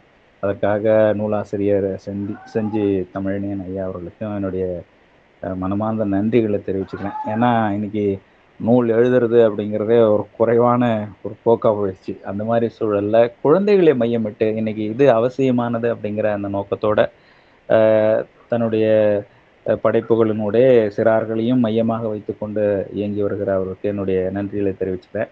இன்னைக்கு இந்த நூல் குறித்து அறிமுகம் செய்திருக்கக்கூடிய தோழர் என்னுடைய அண்ணன் அன்பு அவர்கள் ரொம்பவும் யதார்த்தமாக உரையாடக்கூடியவர். நாம் எந்த மாதிரியான இலக்கு நோக்கி போகணுமோ அந்த மாதிரியான ஒரு தன்மையில் தன்னுடைய அன்றாட வாழ்க்கையை அமைத்து கொண்டிருக்கக்கூடியவர். அவர் இதில் எடுத்து சொன்ன முறை ரொம்ப அற்புதமான விஷயம். இன்றைக்கு கல்வி முறை எப்படி போயிட்டுருக்கு, நாம் எந்த மாதிரியான விஷயங்களெல்லாம் பசங்கிட்ட கொண்டு போய் சேர்க்குறோம், திணிக்கிறோம் அப்படிங்கிற விஷயங்களெல்லாம் இந்த நூலை ஒரு மையப்புள்ளியாக வச்சு அதை சுற்றி அவருடைய கருத்துக்களை பகிர்ந்த விதமும் ரொம்ப சிறப்பாக இருந்தது. அவருக்கும் என்னுடைய வணக்கத்தையும் வாழ்த்துக்களையும் தெரிவிச்சுக்கிறேன். அதே மாதிரி இந்த கூட்டத்தில் பங்கெடுத்துக்கக்கூடிய அனைவருக்கும் என்னுடைய நன்றி, வணக்கம். ஐயா வணக்கம். அறிவை ஆற்றல் நிகழ்ச்சியினுடைய ஒருங்கிணைப்பாளர்கள் மற்றும் இந்த அஞ்சாங்கல் தமிழ் ஐயா அவர்களுடைய நூலை அழகாக இங்கு பதிவு செய்த மைத்ரேயா ஐயா அவர்களுக்கும் முதற்கண் வணக்கங்களை தெரிவித்துக் கொள்கிறேன். நான் கரெக்டாக ஒரு 8 மணிக்கு தான் இணைஞ்சேன். அடடா, நம்ம முக்கியமான இதில் இணையாமல் விட்டுட்டோமேனு ஒரு ஏக்கமாகவே இருந்தது. இந்த நூலை அறிவை ஆற்றலில் நான் பதிவு செய்யணும், அதை குறித்து பேசணும்னு நினச்சிட்டு இருந்தேன். அப்படி ஒரு இப்போ தான் அந்த தலைப்பே பார்த்தேன். ஐயோ, இந்த நூலை இன்னைக்கு பகிர்வா அப்படின்னு சொல்லிட்டு ஒரு இதுவாக இருந்தது. இருந்தாலும் எங்களுடைய முச்சந்தி அமைப்பில் இந்த நூல் குறித்து நான் பேசுவேன். இருந்தாலும் ஐயா என்ன மாதிரி பேசுனாங்க அப்படின்றத நான் கேட்க முடியலையே அப்படின்னு ஒரு இருந்தாலும் சரி, அதை கேட்டுட்டோம்னா அதனுடைய அதில் விடுபட்ட விஷயங்களை நம்ம பேசுகிறவங்களா ஆயிடுவோமோ, அதனால நம்மளுடைய நிலையிலேருந்தே பேசலாம் அப்படின்ற ஒரு எண்ணமும் என் மனசில் நானே என்னை தேத்திக்கிட்டேன்னு கூட சொல்லலாம். நிச்சயமாக இந்த நூலை படித்த பிறகு தான் அதனால தான் பேசாமலே இருந்தேன். இந்த நூல் இன்னும் அதை வாசிக்க தொடங்கின பிறகு தான் தமிழையாட்டே பேசணும்னு நினச்சேன். அதுக்கு முன்னாடி பார்த்தேன்னா, ஆனால் தவிர்க்க முடியல. அந்த தலைப்பை பார்த்தோன்னே ஐயோ, இது நம்ம ஃபீல்டாச்சே, என்னதான் முடிஞ்சிருச்சா, முடிகிற தருவாயில் தான் இருக்கும், 8 மணி ஆயிடுச்சே அப்படின்னு சொல்லி சரி ஏன்னா பார்ப்போம் அப்படின்னு தான் பார்த்தேன். சரியாக ஐயா வந்து முடிக்கிற தருணத்தில் தான் நான் இணைஞ்சிருக்கேன். இந்த வாய்ப்பு கிடைத்தமைக்கு நன்றினை தெரிவித்துக் கொள்கிறேன். ஐயா, நிச்சயமா உங்க நூல் குறித்து நான் பேசுறேன். நன்றி. நன்றி மேடம், நன்றி மேடம். நீங்க வருகை தந்தது சிறப்பு, மகிழ்ச்சி மேடம். நன்றி.